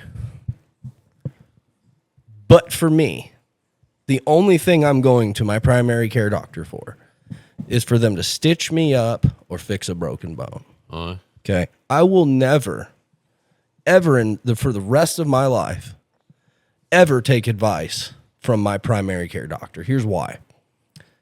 First of all, when you go get your blood done, okay, your insurance is only paying for a certain portion of your blood panel. So we're not getting to see everything in Chris's body. We're going to see a portion of what's going on in Chris's body, okay? They don't teach you how to diet. They don't teach you what kind of food you should be putting into your body. They don't check hormone levels. In fact, quite a bit of them are against it. And the reason is because none of that stuff is paid for. So what's not paid for by insurance is not basically talked about. When they go in to get their doctorate for their 8 to 12 years and their masters of, whatever, the hormone aspect of it is like very little, right? Like they take like basically no time to study and do the research in the, for instance, the testosterone world, okay? During the 1970s, men with a 579 testosterone level was considered low, okay? In 2025, a man's testosterone at a 300 is considered normal, okay? There's a massive problem with that. Massive problem. What So changed? well, what changed is well, they moved the goalpost for one, right? Just like they moved the goalpost in school. When you got an A, you had to get a 90 and above. Now it's like an 85, right? It's the same thing that they're doing in the medical field. So, for instance, a year and a half ago, I walked in to my primary care doctor. What did he tell me? You got high blood pressure and you have high cholesterol, okay? What do they want to do? Put you on blood pressure medicine and put you on... Instead of telling you how to fix it. Exactly. That's my point. So everything that we can do as a human on earth we can fix that. We can fix that problem, okay? Obviously, there's things that like, cancers and things like that we're on the cutting edge of curing some of these things, but we can still stop a lot of this stuff, right? With the foods that we eat. We talked about chomps, grain-fed versus grass-fed, things like that. And I'm a massive advocate for testosterone replacement therapy, okay? Especially in guys your age, not guys your age. You have probably beautiful levels right now. Although it is definitely recommended that you start to learn that world so that you don't end up where I'm at, being 38 years old, and I had a level of a 300, which is like unfreaking heard of. Men that walked around the 1970s were probably early 50s and 60s were probably plus 700. That's why you saw, if you go back and you look at videos of men walking around the 1970s, you never saw anybody over 200 pounds. Yeah. I'm 38, 225. They didn't have those back then. They used to pay to go see people that were 250. Yeah. Like literally. And the problem is that our food has really fucked up our hormones. Yep. And all the plasticities in our food, the metals, the seed oils, all the dyes in our foods. Guys, it's not rocket science. This is what's hurting us. This is literally what's hurting us. And so I took a deep dive in, like I said, a year and a half ago, and I started going ham on this stuff because I was like, dude, there's no way. I'm 38. I should not be on high blood pressure. Oh, they say it's hereditary. That's bullshit, man. Because you're going off of something that, wasn't a clean slate. Like my parents, going off my parents' blood pressure, was that built on a clean slate? Like if you were to say they ate clean and they had nothing, no crap inside of their food, then we could say, okay, well, maybe they have high blood pressure, right? But we weren't researching this kind of stuff back then. So my point is that like, and I get fired up about this because it's so real that, you know, like now my levels are at 1100, which is awesome. I feel absolutely amazing. My sleep is better than I've ever slept in my entire life. My head clarity is absolutely insane. Libido's through the roof. If you know what libido is, that's sex drive. My energy levels, I wake up, boom, bedtime, sleep. Yeah. Right? That's what happened when I was Nolan's age. You know what I mean? Like yeah.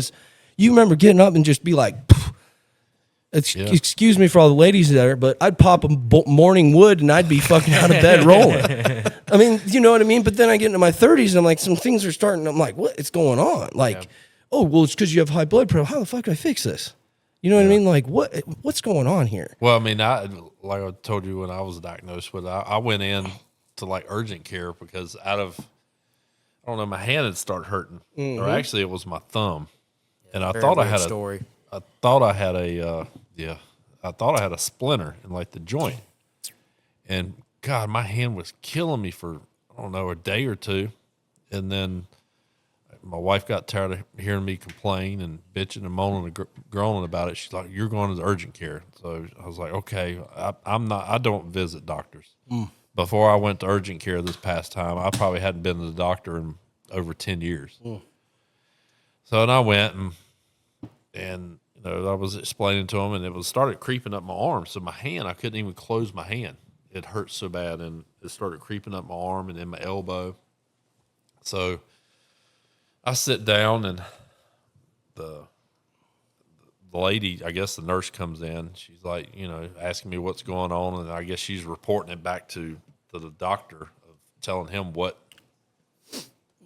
I'm telling him. And then he comes in, and he's like, "Okay, we're gonna have to do a blood test." And I looked him dead in the eyes. I was like, "I'm not ready for this." And he's like, "What do you mean?" I was like, "I'm not afraid of needles, obviously, because I mean I'm covered in tattoos.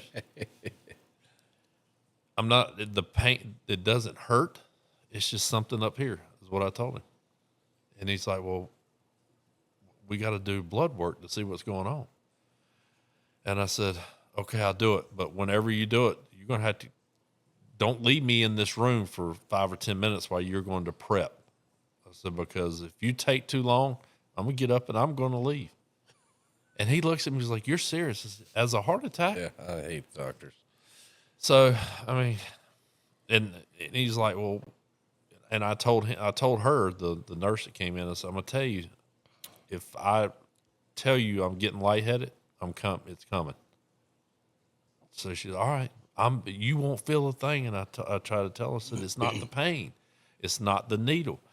I passed out when my wife got an epidural, and it wasn't me that was getting poked, but it's something, I don't know, in my head. I don't know. I can't figure it out." Yeah. So she comes in there, pokes me in the arm, and I'm looking at her in the eyes, and I said, "You know, I'm going." She's like, "What do you mean?" I said, "I'm going." And then I was done. And next thing I remember, I'm coming to, and she's like fanning me, and she's asking me my name and all this other stuff. And, you know, she's fanning me, giving me water, and I wake up, and I'm laying on the bed looking up. And, you know, she's like, "Man, you wasn't lying." I was like, "Yeah, I'm not. It didn't hurt. I didn't feel it." So, you know, I got through that, and I come home, and I tell Nolan, and I tell my wife, and they're, "Oh my God," you know, common, let's rag Dad because he passed out for getting his blood taken. That's all right. And then, you know, the results came back. I mean, you name it, it's high, what cholesterol, I can't remember the other version of whatever attached to cholesterol, triglyceride, that's it. High triglycerides. That was right? off the chart. Yeah. And then high blood pressure, of course, and then diabetes. And I was like, God, everything you just named is, I grew up, my dad has had diabetes. And I even told him when they took my blood pressure in the office, I said, "It's going to be sky high. I can promise you that, because going to the doctor, I can feel my heartbeat in my chest." Yeah. So it's I'm not trying to die. Every time I go there, you feel like you're gonna, and that's a whole nother part. It's like It's they like, get paid to find something. it's crazy. But yes, I went it shouldn't be last like week. Know what that. they're gonna tell you. It shouldn't be that way though. And I mean, I will say, if you want quote unquote my primary now, she is very personable. Yeah. She jumps up on the counter and like talks to you. Oh, they're awesome. Yeah, there's a And- lot of great doctors out here. And you know, we know her because she is the wife of my wife's boss, which is a dentist. right. So I went for her, and they put me on medication, and I've been taking it, and you know, I can tell a difference on the blood pressure part of it has, you know, come down a little bit. But the diabetes part, I can't tell at all. Yeah. Like he mocks me. We were sitting in the chair the night before we came over here, and my alarm went off, and he kind of cuts his eyes at me real quick. He's like, "Is that your candy bar alarm? Like, if it goes too low, like, you know, I've got to eat something to bring it back up." Yeah. And I know here, and I don't. And then I'll look at my numbers, and then it'll start gradually going back up. So I'm like, I'm not going to mess with it. And you know, I hear people all the time. They're like, "You'll feel a difference when it's really low, and you'll know when it's really high." I have no clue. Yeah. I haven't felt it. But I just went back for my checkup last week, and of course now they're wanting me to. They did some test for pre-scanning for colon, something with the colon, and I told her, I was like, "Does that involve a needle?" She said, "Yes." I was like, I said, "I'm not prepared for this today." She's like, "Well, it's not going to hurt," and I told her, I was like, "I'm telling you, I went through the whole thing with her, and I was like, okay, I'll do it." So I go in the little room, and I sit in the chair, and they got the little arm thing here. I was sitting there, and I'm thinking, man, y'all going to need that, because if I fall forward, you better hope that thing is locked. So, and I look at the two girls that are in the room, and they're tiny. I mean, they are little bitty girls. And I told both of them, I said, there's a very good chance I'm going to pass out. And the one lady sitting over there tapping on the computer, she's like, "What's your name?" And I'm telling her name. "What's your date of birth?" She's like not paying attention to me at all while I'm telling her. But the other girl that's preparing everything else, she's like, "You serious?" I said, "Yes, I'm very serious. There's a very good chance I'm going to pass out. It isn't going to be for long, but I'm going to doze out." And she's like, "All right, well, you'll be all right," you know. And then, you know, they were constantly, we see it all the time. And I'm like, Yeah, they do. yeah, you do, but I'm You just know. a large man. I'm not supposed to be passing out with a little needle. Right. So she came over there. She's like, "You ready?" And I said, "Are you ready?" Because I can feel it coming already. And she's like, "You'll be all right." And she stuck my arm, and I felt it coming. I said, "I'm starting to get lightheaded." And then it was like you could hear them. I could hear them yelling or screaming or talking loudly, yelling for other people, "Come in here, come in here." And next thing I know, I come to, and there's two women on the right of me with folders fanning me. The other two girls are like holding me up, and the other one's stuffing ice down my shirt. And they, "What's your name?" And, you know, "Do you know what today is?" And I'm like, "Yeah, I know exactly. Today's Monday. I'm at the doctor," you know, and all this other information that they're asking. And the little girl, she was like, "You wasn't lying." She said, "As soon as I stuck you, whoop, like a light went off." And it's, you know, and they mock me. They laugh at me all the time. 'Cause I came home and told them about it the other day. And It's just part of it. yeah. Well, But- I mean, like Taylor gets big dudes that come in to the tattoo shop, and they're jacked to the moon. Oh, yeah. right? Big old dudes. They walk in there. First needle she puts in there. Oh, yeah. Sleep. I mean, just some people. It's just some I've- people are like that. I've passed out with every one of my tattoos. Yeah, that's what I'm saying. And it's not. That's not nothing that. I mean, there's pain there. A needle and a tattoo are two totally different. Well, that's It very is. true.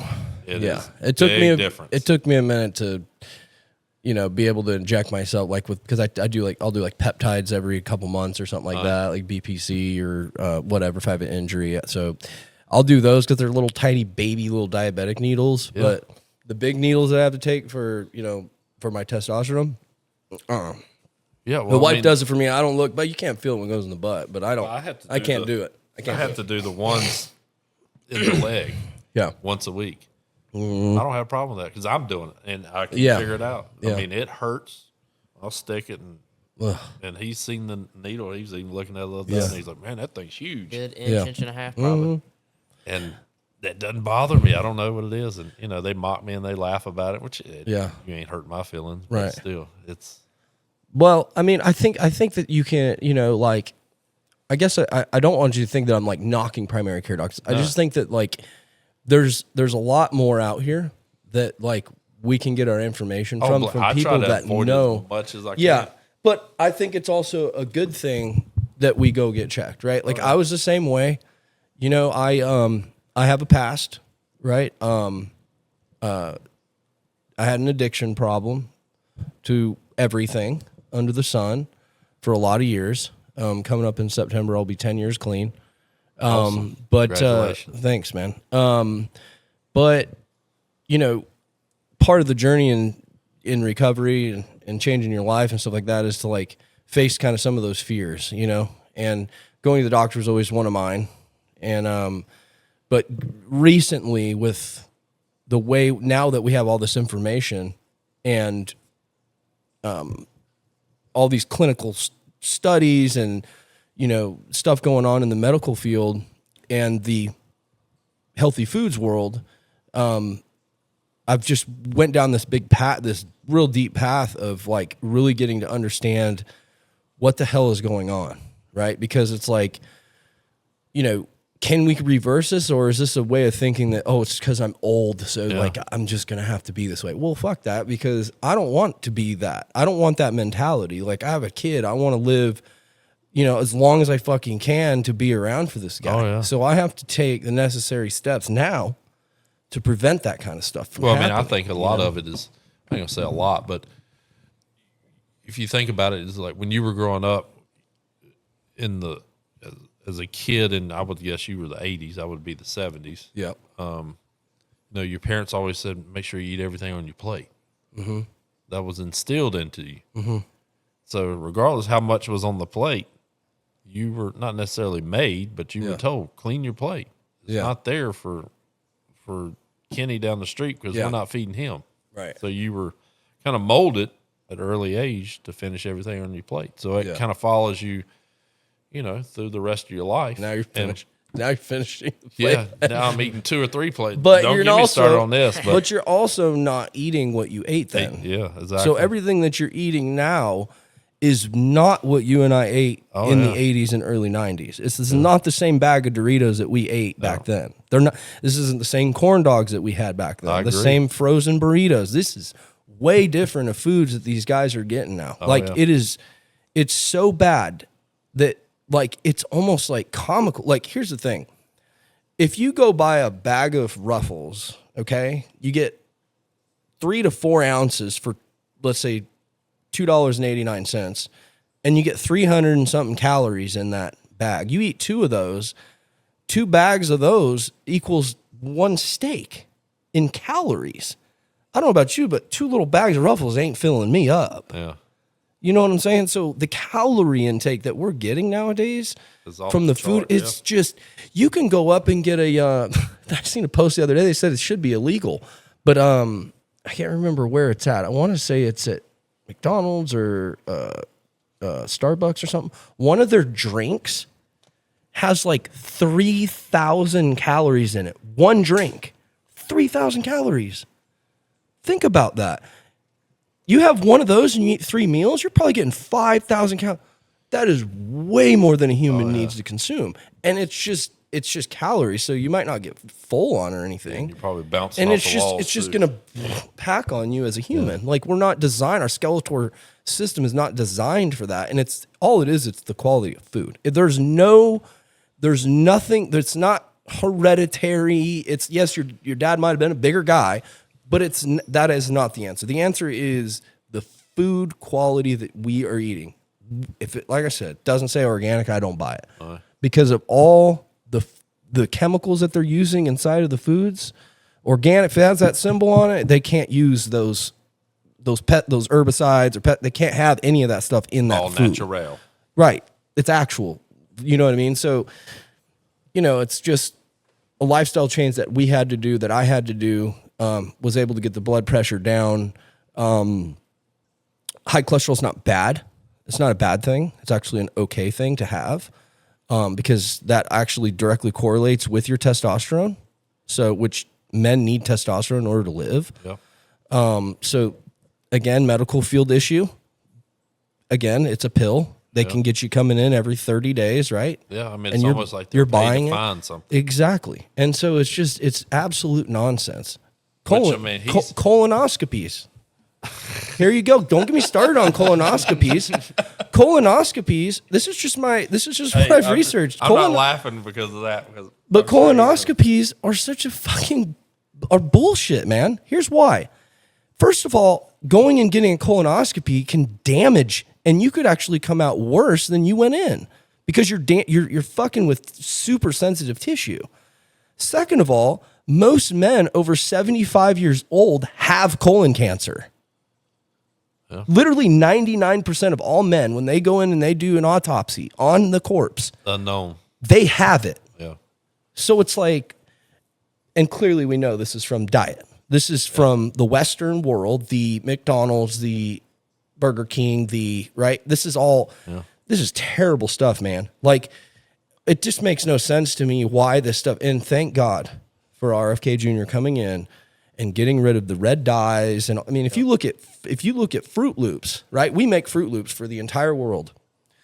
The only Fruit Loops that is complete shit and has high toxicities in it is in the United States. If you look at Canada's, none of it's in Canada's. We make it right here and ship it right across the border. Oh. And the only reason that we have to have it here is because we want it to look cool. There's if you look at theirs, it's like the green's like a gray color. Yeah. Well, because it doesn't have any Most of the of them are bad stuff yellow. in it. Right. So it's just, it sucks, man, because like I've sent so many people to see Dr. Phil. He was on the podcast, and Michelle Green, who's their dietitian. I had her on as well. You should listen to it. They're awesome. They are literally saving people. But I have so many people that I've sent up there, probably 30 to 40 people that I've sent up there that are out within our age range that are all on TRT now. Yeah, and their lives have literally completely shifted. Like, it's crazy to see the change in these people's lives. Because again, it's all about trying to make better, and it's not going to happen today. We're going to, it's not all of a sudden, overnight change. this is a long, this is a process, because, like, we can reverse age a little bit. You know what I mean? Like, we can put a couple extra years on, which is awesome. Like, I want to be there for my son's his kids, and like his marriage, and like, I want to be the fucking grandpa pissed off, or talking shit to the kids, like that. Clint Eastwood on the front I would porch. love that. Yeah. So I don't know. I just think that, like, if there's a message that I can bring in what I'm learning to people, is like, don't give up on it, because there's help out here for us, and the healthcare. Be careful what you're listening to and who you're listening to in the healthcare system, because there's a lot of things that can be reversed and changed. I just did the colonoscopy gig yesterday. Actually. Oh, okay. The box. Sorry to knock the colonoscopy. No, I didn't do it in the office. No, I did it in the box. What is that? Oh, you shit in a box. Yeah, Cologuard. Oh, okay. Well, that's safe. Yeah. That's probably the best way to do it. And my wife is 100% against it. She's, oh my God, you just grow a set and go in there and do it. And I'm like, this is a one-way out. Don't do it. One-way entrance. That's right. Exit. There's no entrance. Don't do it. The science. There's a ton of studies that now say. you got your leverage. Yeah, I'm serious, and I'm. You know what? The first thing she's going to say is, he's not a doctor. No, I'm not. You're right. And I will make that statement. I'm not a I get doctor, it. but I can find studies on here from doctors. Oh, I get it. That literally are like, do not do that. Hey man, I know a lot of people have done it, and every one of them I hear, that's the best sleep you ever had. But I don't. I'm telling you, it's a situation. I don't think that I would be able to do it. They'd be like, "You're going to pass out. You got to stay awake the whole time before we do this." Well, think about all the studies with breast cancer. Yeah. Okay, a lot of studies that come with breast cancer is because of the amount of groping on the breast, because the breast is a very, like, super tender place for a woman, and when you're doing this to it. Yeah, smashing them like think a about pancake. sticking something up inside of a sensitive spot. You're damaging something. So it's like, to me, not being a doctor, don't know all the science behind it. It makes sense, right? Like you're bruising something, you're hurting something. So the body's like attacking it, like as if it's wounded. Next thing you know, you got a lump on your breast. Yeah. You know what I mean? But I think, honestly, personal opinion, not a scientist, not a doctor, I think that most of every single thing that comes with all of the health problems in America is 100% directly derived from the food that we put in our bodies. Yeah, There I is agree. no other I answer agree. other than that. And that's where, he's hating that part where the health, I ain't gonna say the health gig, but I've changed how I eat That's good, yeah. out of the house. And, he comes home, oh my God, what are we having for dinner?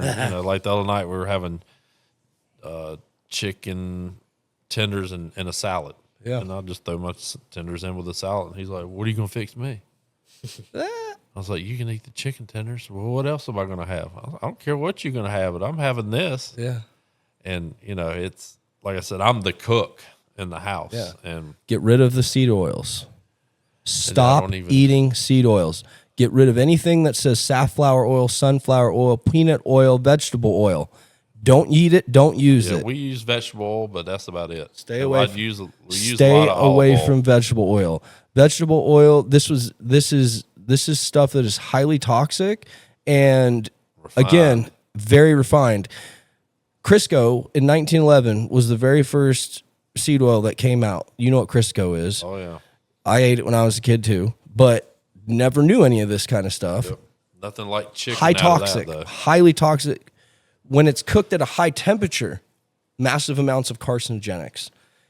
It's just vegetable oil is like literally, if there's something you could probably get rid of out of your diet, get rid of vegetable oil. Horrible for you. Replace it with avocado oil, olive oil, extra virgin olive oil, coconut oil. These are all same exact thing, same high heat index that you can cook with. You can cook fries with it, chicken, whatever, eggs, or use real butter. Don't use margarine. Don't use any of that kind of stuff. We're not meant to consume this stuff. This is motor oil. This is what they use for motors. Yeah, because it's funny you say butter. Is like once I was diagnosed with all these. Butter's amazing issues. for you. Oh yeah, my wife had bought margarine or something, and I was like, "What is this crap? I ain't cooking with this." Yeah. And that's all I really use is butter. Butter's the best. Pure 100% butter. You know, they used to say, oh, if you eat too much fat, you get fat. No, that's actually the polar opposite. Saturated fats are good for you. So Yeah. Yeah, but It is what it is, It but- is like the fats from a cow. I mean, like that's all really good stuff. I mean, it's like see, You know- start eating the fat. A little bit of fat in your steak is good. it's a good thing. It's a flavor, and it's easy. It's it's good to cook with. It's good for your body. It's heart healthy. I mean, there's so much stuff that comes with that. That's like, it's just crazy that I didn't know all this stuff, and I'm glad there's information now that's like showing. Like, But eggs luckily, is here we're getting in the season now that I cook everything on the grill. and Oh, grill, it's yeah. going to be on the grill. Yeah. If I could grill lettuce, I Yeah. would. I'll send you an article. I'll text it to you, and I'll send you a guy that there's two guys I'll send you to follow on Facebook or Instagram, Gary Brecka and Paul Saladino, and they will go. You'll listen to it and you'll be like, "Fucking throw the vegetable oil out." I'm serious. You will literally go, "Get rid of it. Don't want it no more." It's directly, there's just No more chicken tenders for you. No, you can have all the chicken tenders you want. It's just you just have to use olive oil. that's all you got to do. It's really not, but it's just crazy to see like all the stuff that's in our foods, and people are just like, well, I'll just go to the doctor and get on But pills. It's not a here big deal. recently, since Nolan brought one of your seasonings home, I don't remember which one it was. It's All American, yeah. Mm-hmm. That's every meal I fixed, throwing it on there, and he's like, "Did you use this seasoning tonight?" I said, "Yeah." Threw it all on that chicken that we put it on. I mean, it's chicken or Yeah, steak or anything. I've cooked it on that here recently. you like it? Oh yeah, it was great. We're getting ready to make. We're getting ready to do a little bit of a rebranding and a little bit of some ingredient changes. It's going to taste exactly the same. We're just getting rid of a few things out of them. One of them being the Rimrock, the Smoky Western. We were getting rid of the soybean oil in it, so that's coming out, and it's such a low amount. again, I'm trying to get cleaner here, right, for our customers and for myself. But they use it so that it keeps the dust down when they're mixing everything. Okay. But I talked to the owner. He's like, dude, it's like 0.004%. There's like, I was like, I want it out. But that, and then the salt that we're going to be using now is 100% pure sea salt. If there's one thing that you can do in the diabetic world is get rid of anything with salt. I'm talking about nothing other than Celtic salt or sea salt. Get rid of everything. Table salt, get it out of the house. Get it out of the house. It's got more plasticities and metals and shit in there that's cancer-causing agents. Get it the hell out of the house. Mm-hmm. If you go out to eat, who cares, right? You can't live your life on this like Oh yeah. pins and needles all the time, right? You got to go out and have a good fucking meal and enjoy yourself. Get rid of the table salt. Uh-huh. That's just my research. I tell everybody that. Go get you a big old bottle of freaking sea salt from Costco. You know, they sell them big old bottles of it. Use that for everything you eat in the house. Yeah, It's I'll the same. throw that in a grinder and roll on. Yeah, exactly. You know, I mean, again, it's all about like just small changes. Like, you don't have to go crazy, but like, you know, I wasn't into ice baths 2 years ago. Now I take ice baths 3 days a week, you know, just amazing benefits for cortisol levels, you know, your stress receptors in the brain and things Well, like you that. you get to my age 50, you'll be like, I don't want any more shrinkage. Well, I got something for that too. No, I'm kidding. But no, I mean, again, it's all about me. I want to feel good. I want to feel good walking earth. And like, you know, God has placed all these wonderful things for us to utilize to create a wonderful time here on earth, Oh, yeah. you know? Well, you want to watch, like- you know, like any dad, like I said earlier, you want to watch your kids succeed. Yeah. I want to watch him grow his business, you know, not necessarily nailed it, which, you know, I kind of started the business thinking, okay, one of my kids can take it over. How many years you been in business now? It'll be 11 years this October. Let's go. That's badass, dude. So I stuck to the theory I heard years ago that, you know, as long as you can make it past the first 5 years, you're golden after that, which Yeah. you could be done. I could wake up tomorrow morning and then something happened and then the business going down the drain. Yeah. But, you know, he's getting a taste of it himself. What did you do prior to being in, like, what did you do? Retail. Retail. That's a big shift. Yeah. Which I was actually, I was working retail and then I started, Retail where? Like what? my last retail job was Office Depot. I worked my Office way Depot. up to a store manager. Okay. Harris Teeters, Bilo. Yeah, then I got into sales. That was the worst position ever. Oh gosh. Hated sales. But then when you start your own business, you're right back into it, really. Really? To a point. Yeah. It's kind of pretty much the same. Like I said earlier, you're selling yourself. You're not necessarily selling the product. Right. But, Right. you know, retail, and I even talk to people, and it's I come across retail employees a lot because I'm in stores purchasing stuff for, you know, to build stuff for customers. And I've come across, you know, I ain't gonna say most of them are female, and you know, it's males as well. That, you know, they're bitching and complaining about their job. Oh my God, I hate this place. You know, Yeah. customers are such pricks, and you know, I'll go into a store and I will treat that cashier no differently if they were the CEO. Yeah. I want to be nice as I can be to them. That's right. You know, if you ring something up and the price is wrong, I'm not going to sit there and moan and groan over $3. Right. My time is worth more than to sit there, and it drives me insane. Somebody in front of me complaining about. I was in Food Line last night. An old man was complaining that his mayonnaise rang up 93 cents more than what it was on the shelf, and I'm like, "You're wasting my time now." And then I looked at the cashier and said, "Just bring it up. I'll give you an extra $1." And then the old man looked at me, "No, you ain't got to do that. They got to have the prices right." Come on now. I crazy. mean, you're dealing with humans, Yeah. putting them on the shelf. But anyway, I tell retail employees when I come across one of them, I was like, you don't have to do what you're doing. I was in your shoes. I worked in Right. retail because retail is like a grapple. Once you're in it, it holds on to Yeah. people. It's hard to get out of it. Yeah. And I tell them, I was like, what do you love? Go do it. Create a business of something that Yeah. you enjoy doing, that you feel like you get up every morning and want to do it. And, you know, a lot of them like, yeah, it makes a lot of sense. And I always leave them. It's a funny story behind the actual how nailed it became, or even before I even thought about becoming a business, is I watched, what's the dude with Family Food? Steve Harvey. Yeah. Jump. He Yep. did a video he was on the set of Family Feud. And I tell everybody I come across, watch that video. That will totally change your mindset, not necessarily on business, but in life in general. But it, excuse me, changed my thought on business because I was teetering. I was working at a body shop with a good friend of mine, very good friend, family friend, that owns a body shop.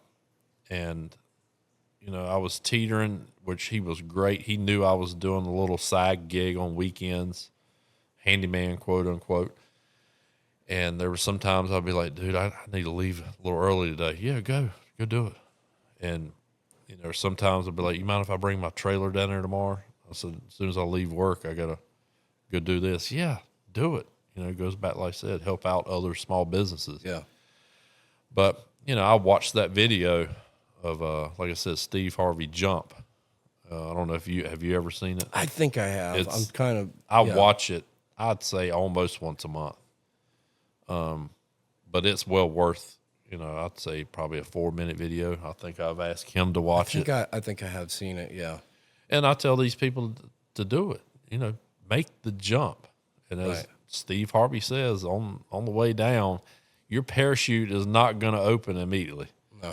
You're going to hit some rocks. You're going to get some bumps and bruises, some scars. But eventually, that parachute is going to open. Yeah. And when it does, you better be ready. Right.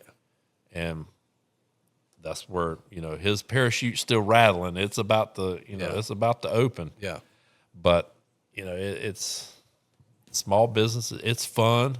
I love what I do. Yeah. I mean, I do come across some days I'm like, you know, the past 3 days, the way the heat's been, I wake up like, oh my God, dude. this can be miserable today. But we But I still still get gotta out there do and it. go. I got bills. I got bills. And then I'm sitting there working my tail off thinking, Mm-hmm. man, there's people just sitting at home waiting on me to pay my taxes so they can just sit at home. yeah. And then, you know, it goes back to I can't find help. I No. just cannot find it. No. Worthy help, I guess It's you tough. could say. Yeah. And, you know, he's gotten a taste of it. And, you know, once he does start his business legit, getting his LLC, Right. he's going to find out why dad complains. You're going to. And, I mean, it's really the simple fact. The simplest thing that I can tell people when they like start jujitsu, I train a lot of jujitsu, is like, because they're like, you know, how the hell do you do this? Like, how do you know, because I get guys that come in there that are some pretty big dudes. They're buff. They're way stronger than me. yeah. And I'm kind of pretty much eating them up. Well, I've been doing it for a long time.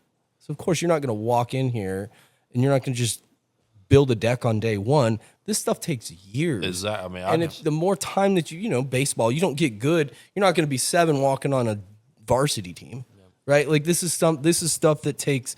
And the problem is that we live in America. We got to have it right now. Yep. It's got to be right now. It's, you know, and I grew up in a little bit of a generation that when I worked, first job I ever worked was horse crowds, but I was a carpenter for a lot of years. Like I did a lot of finish work. I was on a framing crew. Like that's all I did for years. My bosses back then was if I was 15 minutes early, I was late. Yep. They did not, you were never early. They were early. You were always late to them. And like, I don't really still understand what the hell that means, but like now I'm looking at my guys and they're early and I'm like, damn, you guys should have been here 15 minutes earlier. Yeah. You know what I mean? Cause it's like, but I get it though. It's like, you know, you want to get here, get the job done and go home. We don't all want to fucking sit here, You know what Twiddling I our mean? thumbs, God, all like that. I want to go home too because I'm right here working neck and neck with you. You know what I mean? I had a funny story. I had first time I worked with this guy. He was the best boss I ever had. Now that looking back, then I didn't like him. Now I love him because he was so right about everything.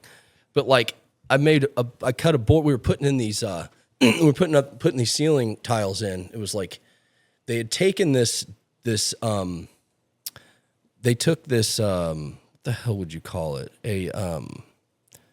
a dock. They took a dock down in Alaska and they took all the wood and shipped it up to Mammoth Lakes in California, and they redid all the wood and they wanted to use it inside the houses, repurpose finished wood. Is like, I guess, the salt makes it better, whether like high quality wood or whatever, I don't know.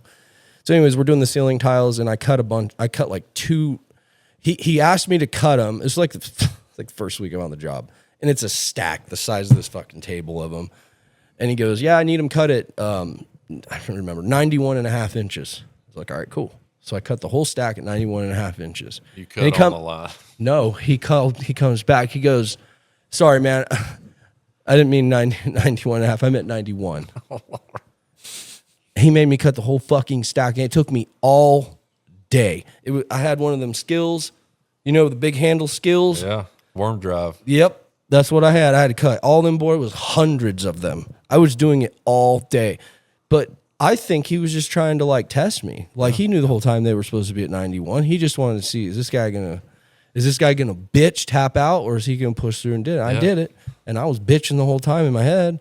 But damn, like these guys, like your generation growing up, and even in that construction world, or just the work style, the attitude is like, to me, is one of the best attitudes that I've ever been around when it comes to work. And that's what created the work ethic in me, was that.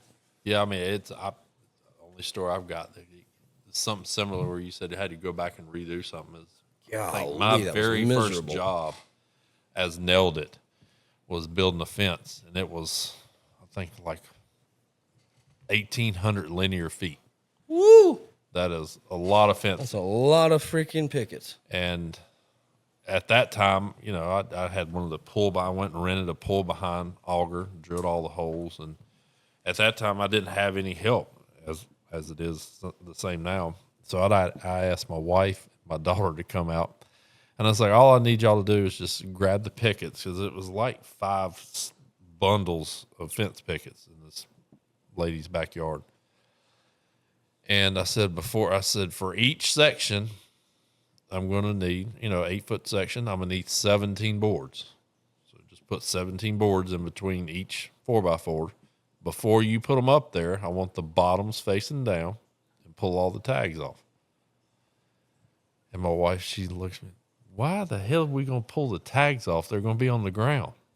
I said, no, because some areas are going to be a little bit above the ground. When that staple rust, that piece of plastic's going to be flying around this woman's backyard forever. Yeah.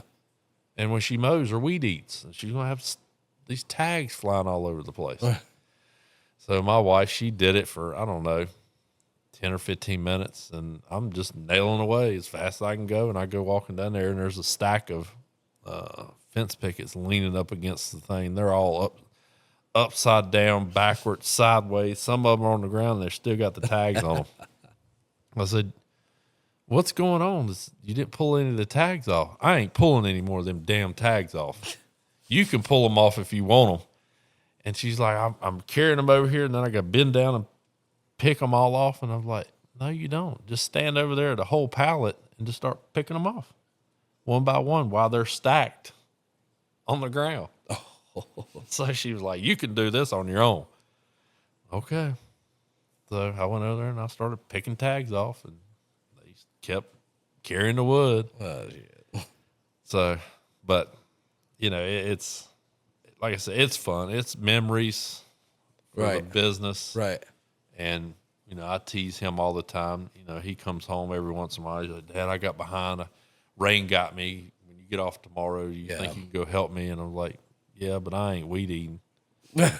I'm mowing it all, and then I'm going straight to the truck. He's like, well, you can blow for me. And his blower is like, it seems like it's 500 pounds. and it's killing the old man's back. And I'll go do it, but You got the steel, the 800. Those big 9010 Echoes. Oh, okay. I think I heard they're way better. Oh Dude, yeah, they do. they're heavy, but They blow way stronger. it's night and day. Yeah, the It's 800. crazy. It doesn't. Yeah, no. It's. I thought about actually. I'm thinking about buying another one. I think I'm gonna get an Echo. Yeah. The problem is though, is like taking on and off the back of the truck constantly when I'm like blowing, like stump grinding is when I usually. Well, we use it all the time, but I've ran like 2 over. Like both of mine are broke Yeah. right now, duct taped. I'm like, I don't want to buy all these motherfuckers, dude. I buy just buying so many of them. just you borrow know? his before you buy one, because Jesus. I'm Yeah, Yeah, telling you, test it out is. mine. Well, you had it out here night the other and day. Yeah. Is it than That's- the steel 800s? Yeah, Night and oh day. yeah, Really? way harder than the 800. What is what's it called? It's the Echo 9010T. 9010T. It's the ones with the big air filter on the top of them. Yeah.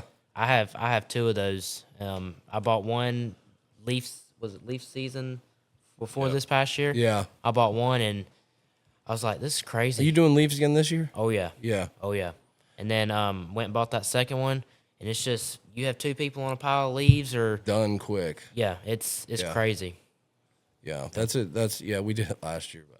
Jesus. I sold mine. So we're out. We're done. So if anyone calls me this year, I'm just be like, Yeah. call Well, us, the dude. thing is, for like any landscaper, for him, for his business, it's good because like during the fall and winter, Yeah, you can't mow. there's nothing. Oh, you it's can really do. good. Yeah. The only yeah, thing for really sure. to do is mulch pine needles and hardscapes. Yeah. And if it snows, if you have the equipment, you can plow can snow. plow But snow. besides that, Yeah. uh, Well, you have the mini skid now, so you Yeah. could do some like sidewalk Yeah. stuff or driveways, or if someone wants like, I'm sure they make some type of attachments for them. oh yeah, You know what that's I mean? like this. I was blessed this year. I'd say end of January. That was the only time that I sat.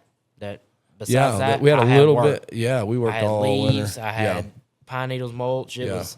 I was it's- grateful for it. I mean, I the guys were able to work. That was Yeah. cool. I didn't make like a ton of money off of it. Like essentially, I paid for the equipment because I told you I ended up getting a contract, like some pretty big ones at Lake Jeanette, which was good.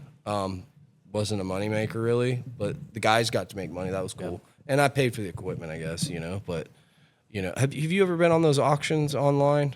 Rogers Auctions? You should check them out. haven't heard Download of- the app. It's called Rogers Auctions. Okay. And they do all of the like I can't remember what they call it, but it's like Greensboro stock. It's when they're getting rid of everything in Greensboro. But Okay. they sometimes have some really good stuff. You can bid on it. And like I got that truck out there, and I got the leaf vac. I got the leaf vac for $5,000, and I got that truck for 13,000, which is like Yeah, when we I could found probably out, I could probably resell it for like probably 22, Oh, yeah. 25. I sold the leaf vac for $7,500. And I made like $2,500 off of it. I mean, and that's good stuff because they do maintain it pretty well. well, that's I mean, good to know because whenever we Roger, I'll send you the thing. so whenever you we can heard see it. about Greensboro stopping leaf auctions, first thing we did call Greensboro about their leaf vacs, and this They told us they weren't going to sell. yeah, they told them they weren't gonna sell them. Then bam, we're driving Sold down the all of road them. with our dump trailer and leaf vac hooked up, and you see it. There's a dude in Greensboro that Everybody he had had it. one. Yeah, I bought mine from them. Yeah. Yeah. 110 horsepower John Deere motor. That suck a full kid through it. Yeah, It was insane. that's like Yes. ours. Ours has a 18 horsepower Vanguard. Yeah. It's like sucking a basketball through a Right. straw. It'll suck. Yeah. I mean, it's not exactly. 110 horsepower. Right, right. But they it's- do good. Yeah. Yeah. It- yeah. it don't that mess thing- around. God, dude, but I had to work on it. Like it was, I sold to some guy in like Pennsylvania. He drove down here and got it. Yeah. I was like, the hell with this. we I'm not had- doing it. I'm not a landscaping bit. Yeah. That's why I see guys that are, it's like we joke around in the tattoo business because like for some reason hair salons are having tattoo artists in their shop. I'm like, Eyebrows so are you and eyelids. a tattoo artist? Or we come in cut for a hair? tattoo or hair? Like to me, you know what I mean? If you're coming in to get a haircut, you just spent the money to get a haircut, you're probably not getting a tattoo and vice versa. That's two competing businesses. It's like me saying, oh, well, I do fencing and I'm a tree service. Because there's companies around here, not to knock them, but it's like, it's a fence company that goes, oh, we do fences, landscaping, and tree. We're a tree business. It's like, what one? Where's the line? I get Yeah. you're trying to be all of them, and you'd probably get some business from each one of them, but it's like, well, let's just be good at one Yeah.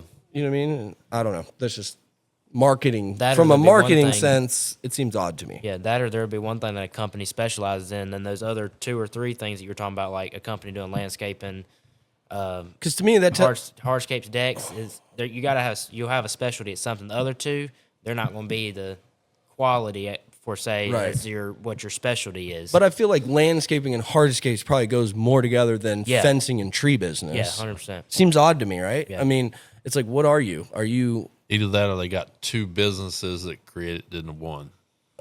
I guess, but to me, I don't know. Running It just a bunch seems. of crews. Yeah. It just seems like. I don't know. It just seems odd. I'm not saying you can't do it, but if you were smart, you just separate the businesses. Yeah. You know, like gnarly stump grinding and gnarly by nature tree service, DBA, separate. 2 separate. Why? Reason being is because I don't want to go on your tree business. I work for a lot of tree companies. So when I pull up my stump grinder, They think you only. I don't want to be there saying, because I'm not going to be a dick. Yeah. You know what I mean? Pull up being, I'm not, I try to be respectful of everybody's businesses. And one of the things is that is like, if I show up to grind stumps on another tree business's job, I don't want to be, you know what I mean? If the homeowner comes up to me and sees that I have my tree equipment there and I'm on another dude's job, Yeah, they're kicking them off to get you. Yeah. well, yeah, but if they come, and this is the kind of person I am, is like, if I'm on their job site and a homeowner comes up to me and starts asking questions, or could you do this? And I say, you need to go talk to that man right there. I'm the same way. I do not, stealing work from other people is really pathetic. Yep. I mean, there's plenty of work out here for everybody. If you have to go that low, you know what I mean? It's just like, and I've had it happen to me so many times. Yeah, I'm You know the what I same mean? way. It's like, Like if I see somebody out there mowing their yard or something, and it's close to another property I do, and I'm like, I can condense my route that way. Yeah. And I'll go and talk to them. But as soon as they say they have somebody, I'm just like, okay, I'm not yeah. going to try to compete. Well, that, Especially if it's a contracted person, I don't want them to just drop them right off the Yeah. bat and then go with because somebody what do you else, think they're 'cause going to do to you? I don't want somebody doing that to me, and I've had it happen. I hate it. Yeah, no. I mean, but there's still a competitive nature in business where it's like, you know, of course, if you don't know them or something like that, well, give us a try here. Yeah. You know what I mean? But if it's like you're on a job site or you know them or anything Yeah. like that, just call them. Like, Yeah. that's your people. You know what I mean? I don't know. I feel like there's no rule saying that, but it's like an unwritten rule to me. Yeah, I mean, that's like when I gave you the hat and I told you don't go around telling people you work for. I'm gonna tell them when I retire, I'm coming here to work, dude. I had a situation. Come do that- fences, baby. Let's get that that pass load going, some man. random dude that I This is met. a cool hat, though. He was working with me. I gave him a hat.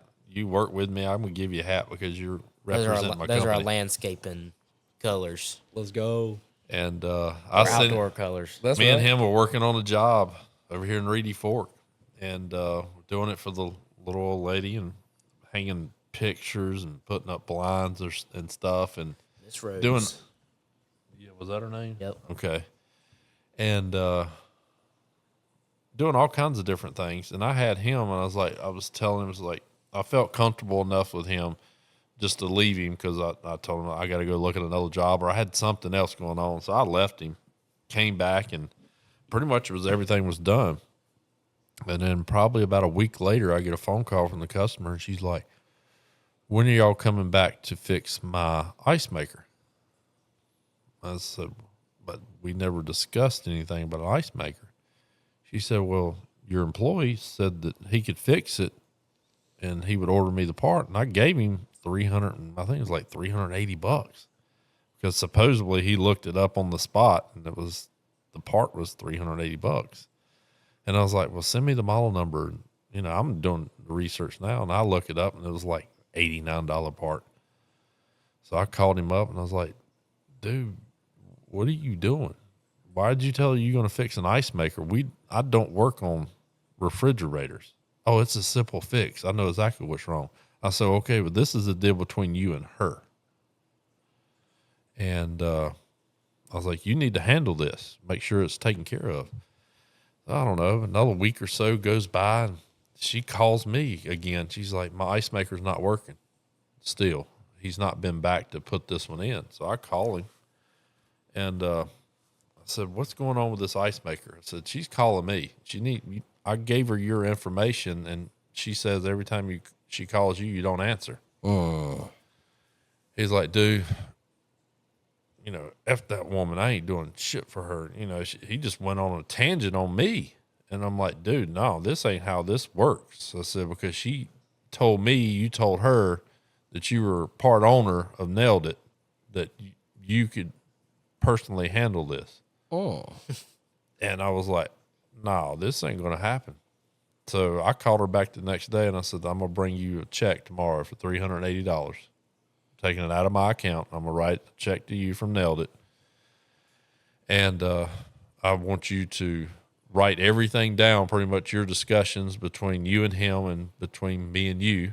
I said, I'm going down to the courthouse. I'm going to press charges on him tomorrow. So she wrote, I mean, it was 3 or 4 pages worth of stuff. And I read through it and everything that, you know, we had discussed back and forth was in it. I called him that night. Of course, he didn't answer. And I left him a voicemail and I was like, Shane, I'm going to tell you right now, I'm going to go ahead and give you the heads up. I'm going to the courthouse tomorrow morning, and I'm going to press charges for obtaining property by false pretenses. I said, this is an easy sale. And I texted him. That's what I did. His response back was, you couldn't have been any more racist, because the customer was a black female, and his text was so racist that my response back to him was, you just made this whole situation so much easier for me. Right.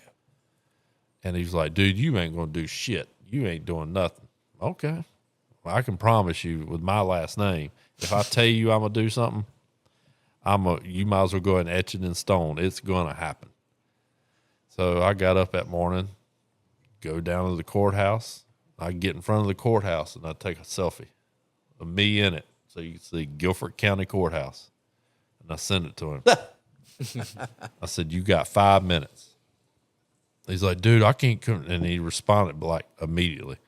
And I'd sent him text earlier that morning. I was like, I'm heading down there. So you got until 9 a.m. to have money in your hand. He's like, dude, I'm out of town and I don't have the money in my Venmo or whatever account that I'll bring it to you tomorrow. I said, no, I've given you more than enough time. And I said, before you left to go out of town, you knew that this situation needed to be handled. So it's on you. That's right.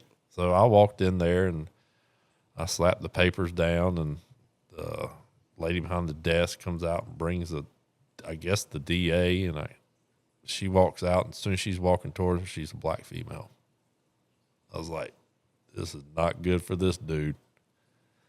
And I explained to her what was going on, and I said, here's a text that he sent admitting that he pretty much never ordered this ice maker, and he wasn't going to do the work, and he wasn't going to pay her back.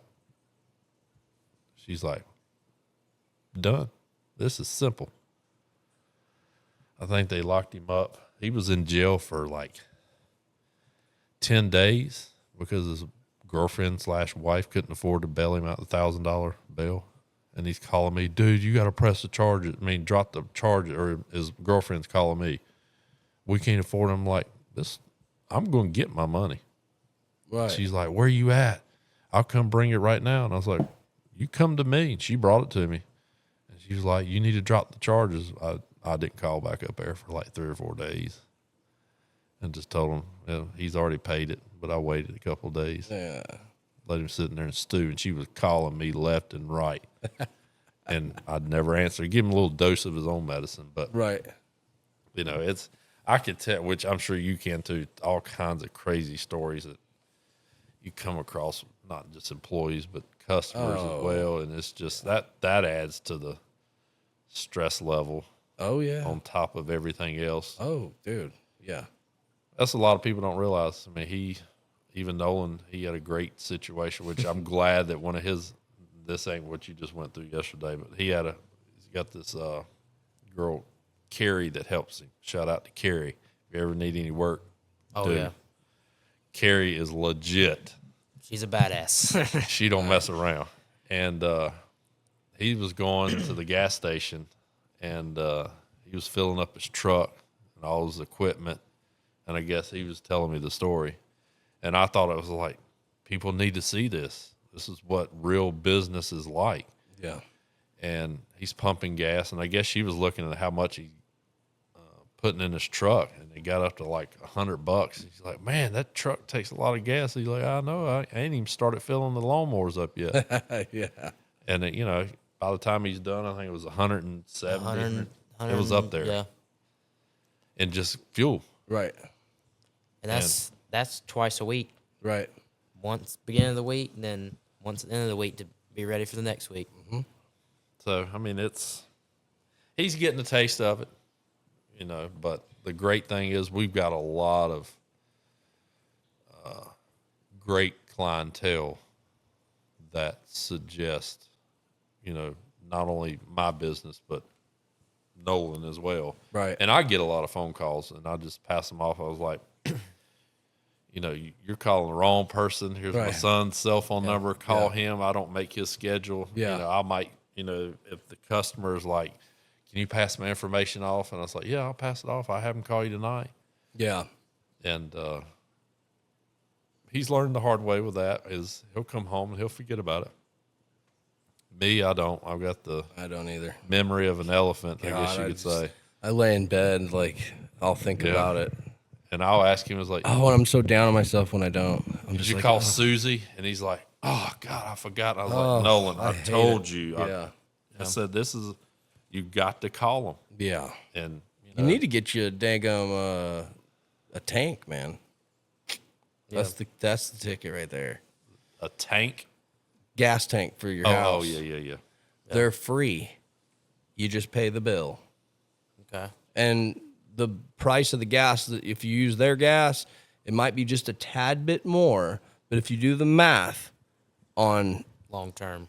right and for the year, and where you're saving is the gas station. You're not going in buying extra Travel. goodies, and you don't have to go there, and your time and all this. I got a 1,000-gallon tank out here now, and so the bill's not cheap, but like I said, everything's diesel. So we pull up, we fuel up, and we leave right here. I got enough crap in my Straight- yard. There straight- ain't no way I could put anything else. Well, My when wife we- would divorce me if I brought anything else. Well, on. when I guess we could wait till Nolan has his 5 acres and his big house. You know what I mean? He could put it over there in the Yeah, big good luck shop. with that. But no, I mean, really, it saves. I just, the guys, and I'm guilty of it too. We'll go to the gas station, and then I'm in there buying stuff, and then we're sitting there for an hour, and then it's like we're not getting to the job till like 10, and it's just like, dude, I I'm can't not keep walking doing in. this. That drives me. I pull up. You want to piss me off? Pull in front of the diesel. Number one. People, whoever's listening, if you're driving a gasser, quit parking in front of the green handle diesel. That's right. It drives me insane. And Right. then they're gonna get out and walk inside. Where do you go? You go up to Sheets, or you go down here to I usually fill up right here at the Shell. the Shell? Right. He's, Yeah, 'cause- he's still a gasser. Well, you're right. Yeah. Yeah. Okay. That's right. Yeah, all my stuff's gas besides the Right. Denny. Right. That's the only thing diesel. Right. And then I usually go to the one on Summit because I earn cash back on Oh, the one right up here. at the Go end straight of down? end of Yeah. Highcomb. Yep. Yeah, so I've got an app to where I just Was that Shell? No.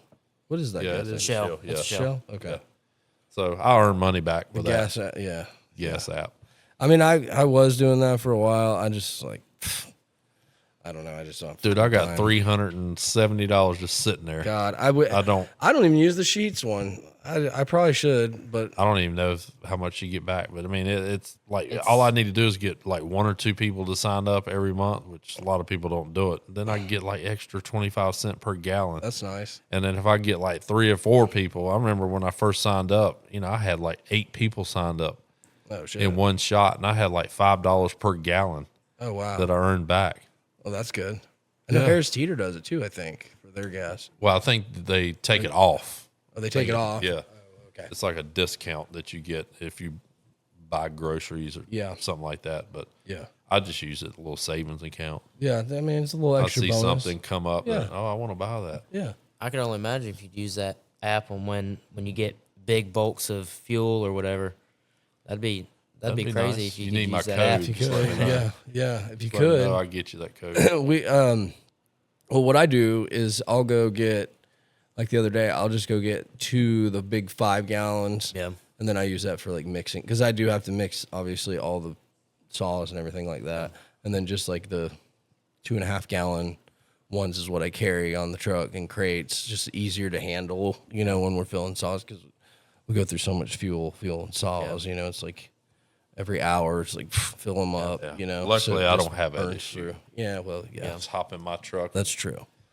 Yeah. charge the batteries, and that's the only Right. problem I run into is making Right. sure I plug the battery. Yes, back up. that's my issue with here because all my like making sure that stuff's charged is super important. But is there anything else you guys want to chat about?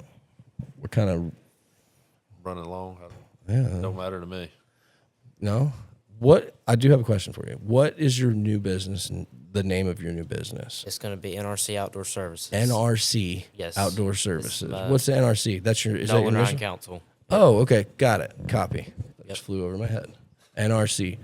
Are you so when are we going to start to see that start to evolve? When's that? I mean, start obviously you're rock and rolling now, doing what you're doing, but when can we kind of see that kind of coming about? Are you going to be doing you can do something like on your trailer or Oh yeah, like logos and all that are kind of going stuff? all over the trailer. Cool. Okay. Good. Yeah, all over the trailer, all over the dump trailer. I'll even have we have a whole wrap on our Mini. That's something else I was going to tell you about. Something That's you could do on sweet. yours. It's a whole wrap. Which that wrap has, did what's it called online? Dirty Dirty Yep. Graphics. Yeah. We have a full wrap on Oh, you have ours. yours? Yep. Yeah. That's cool. It has Nailed It, and then it has my logo on the front hood also. Oh, really? So whenever I get my, I thought about doing that to my Bobcat. I'm telling you, it's worth it. Really? Yes, It sucks It's awesome. putting it on. If you've never It's pretty applied cool, though. vinyl, you would have a tough time. Well, I'm getting ready to get my. I was kind of against it for a long time, but I'm gonna get my trucks wrapped. Yeah. Fuck it. And it's like, Yeah, we'll show you a picture when we're done of the Yeah. machine. It's so cool. yeah, I've seen them. They're sick. And really, a good thing about it is this is something Grant also does. Also, is if you have equipment that has like paint markings or logos and stuff, that's a lot less of something somebody wants to steal because then they got to sit there and try to scrape that off Right. or That's right. hide it so they can resell it. So Right. with that having logos and stuff all over Big Wrap, it's kind of sort of like having a manual vehicle. Nobody's going. No. As soon as they see logos, well, that. It sticks out like Yeah. a thumb. Yeah, they're not gonna mess with Yeah, it. that's like Grant. It drives me nuts. But when he gets new equipment, it's mainly small equipment. He'll paint all over it. Like he'll paint it green or bright orange, yellow. just so he has his own marking. yeah. Yeah. And it drives me crazy. I'm like, God, that's a fresh Right. finish. I on probably those, and need you to paint do- it all over. I them. probably need to do that to my Bobcat. I just haven't, just because like sometimes I have to leave it there when we go Yeah. dumping stuff, and I don't think anyone's, but I think all the keys are interchangeable. And I'm a Bobcat guy, so I stick to Bobcat. That's kind of my. That's like this. I couldn't. this I mower- wanted to ditch witch. I just couldn't pull the trigger on the price at the time. But ditch witch, I would love to have a ditch witch, but Yeah, that's like all the mower keys all work for the leaf The back. same, it works right. For Yeah. works for a bunch of stuff. It's crazy. it is crazy. But it's like, could you imagine having that many sets of Oh, fucking yeah. keys? Oh yeah. Oh, it'd be a freaking nightmare, And you dude. gotta show your employees it's this key, and then whenever they jumble in their hand, they walk over. Right. They're like, oh, Be like a which one school was it? janitor just try to Yeah. start your lawnmower. Yeah, I've got a brand new mower out there that I bought from Reedsville Outdoors for a big job that I got hired to do out in Winston, and it's still just sitting there. It's like it's the I don't think it's commercial. The fucking thing is like $2,000 or something, but it's a Toro mower. It's the big 30-inch cut. Okay. Push, Oh, whatever. yeah, Time Master. That's what it is. I don't know what the hell I'm gonna do with it. I might sell it. I might keep it just to have it. But like, Yeah. I bought it for this one project. Anyways, I was just trying to help these guys out, and I didn't have a mower, and I was like, "Yeah, dude, I'll send my guys out there to push mow this place." And like, I did it for last summer, and then I couldn't keep up with it, so I had to give it to somebody else. But yeah, it's a pretty sick fucking mower. But Yeah. I ain't about to mow that, dude. That's too Yeah, big. my push mowing days are over. If I have to push No, my backyard, fuck that. which we have a 36-inch V ride that he bought for an insane deal back when I got my first commercial. What's that? A walk behind one? No, that's the one you It's stand on. Yeah, It's just like his You had other it out ones. here that one yeah. day, right? It was in the trailer one time. Yeah, those are sick. But if it's a yard I have to push mow, I don't want it. It's like if Or that take the 36. yeah, or take the 30. If Yeah. I can't use 36, I don't want it. It's just it's No, the time. It's time. You're not gonna be Yeah. out there doing that. That's like a very good. You family still have friend to of walk ours. and blow, and you still Yeah. got to weed eat. You're already walking. You don't want Yeah. to walk. and Yeah. family friend of ours, he has a landscape mowing company also, and he did a couple of my yards while we were out of town, and it's Jordan that we touched on earlier. Yeah. He was like, can I use that 36 while I'm out of town? 'Cause he's like, I got a couple that I have to push mow in the backyard, and I'm like, go for it. And he's like, it's crazy the time savings, Oh yeah. and like you said, time is money. Oh, The time absolutely. you're saving, that's another yard And you the can add energy. onto that route. Yeah. And You don't have energy, to yeah. push it. Yeah. Well, it's like building a home gym. Dude, I don't have, I mean, besides going to jiu-jitsu a couple times a week, that's my only time that I like get to, you know what I mean? Like the guys are blowing me up tonight to go, look at this job tonight. I may end up going out there and I don't know what time it is. It's got to be close to what, 10 o'clock? Yeah. I may go out and look at it tonight just to look, but I just don't have like, I don't have time, dude. Yeah. Like I really don't. But the crazy thing is I saw something online that says that, isn't it crazy that the people that have zero time always get back to you, but the people that have not shit going on, it takes them forever Forever. to get back to you? Yeah. Just- You'd be amazed how many people I get phone calls. They're like, "You're like the 10th person I've called, and nobody ever calls me back. You're and the you're first busy one." as fuck. Yeah, and I'm like, I can do it, but I need to get one of those pull things that take a number. Yeah. Is I hear from my mom and dad all the time. They're like, when they've got problems around their house, they don't get special treatment. Right. You gotta Get to it when waste you your get to line it. Yeah. because Well, when you I'm get not to- making money on mom and dad. No.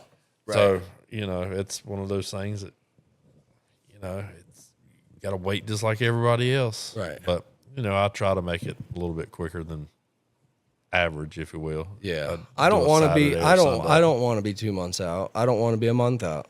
I'm about a couple weeks is usually my time frame. Well, I tell people all That's the it. time is if you can call somebody and they're available in 2 or 3 weeks, there's a reason why they're available in 2 or 3 weeks. Right. But if you call somebody that's 3 or 4 months out, there's a reason why they're 3 to 4 months out. Right. They're usually worth waiting on. Yeah, that's true. That's true. So I like to be 2 to 3 weeks out. Reason being because I do other shit in my life. Yeah. You know what I mean? Like I don't want to cut trees 6 days a week. I just don't want to. That's not what I'm in business for. You know what I mean? Like I want to be effective. I want to be the best tree company for what I am. That's it. at a reasonable price. What's reasonable? It's up to Maybe you. one day Yeah. you can tell Figure me. that out. Yeah. Yeah. Well, that seems reasonable, and you're like, that's what I charge. So, but listen, guys, thank you so much for coming on. We'll cut it out, but I'm super grateful to call you guys my friends. I'm glad we met. We met years ago, and here we are. You guys are like neighbors. We live in the same town now, and I just wish nothing but success into your guys' future for business and health and your family and everything. And if there's anything that we can do over here, please, man, like we'd love to help you guys out. And All right. thanks for coming on here, and Thanks for having us. Yeah. hope thanks, everybody sir. enjoys this. And you know what I mean. We'll keep pushing forward, and good luck to your new adventure at Thank you, sir. your new business, man. You're rocking it. You're killing it. So Thanks, sir. Appreciate hopefully some of these younger dudes that watch this can kind of like be like, yeah, let's No, follow they suit ain't got here. it. Eh, They ain't got they ain't got it, right? I don't think they do. We'll end it on that, guys.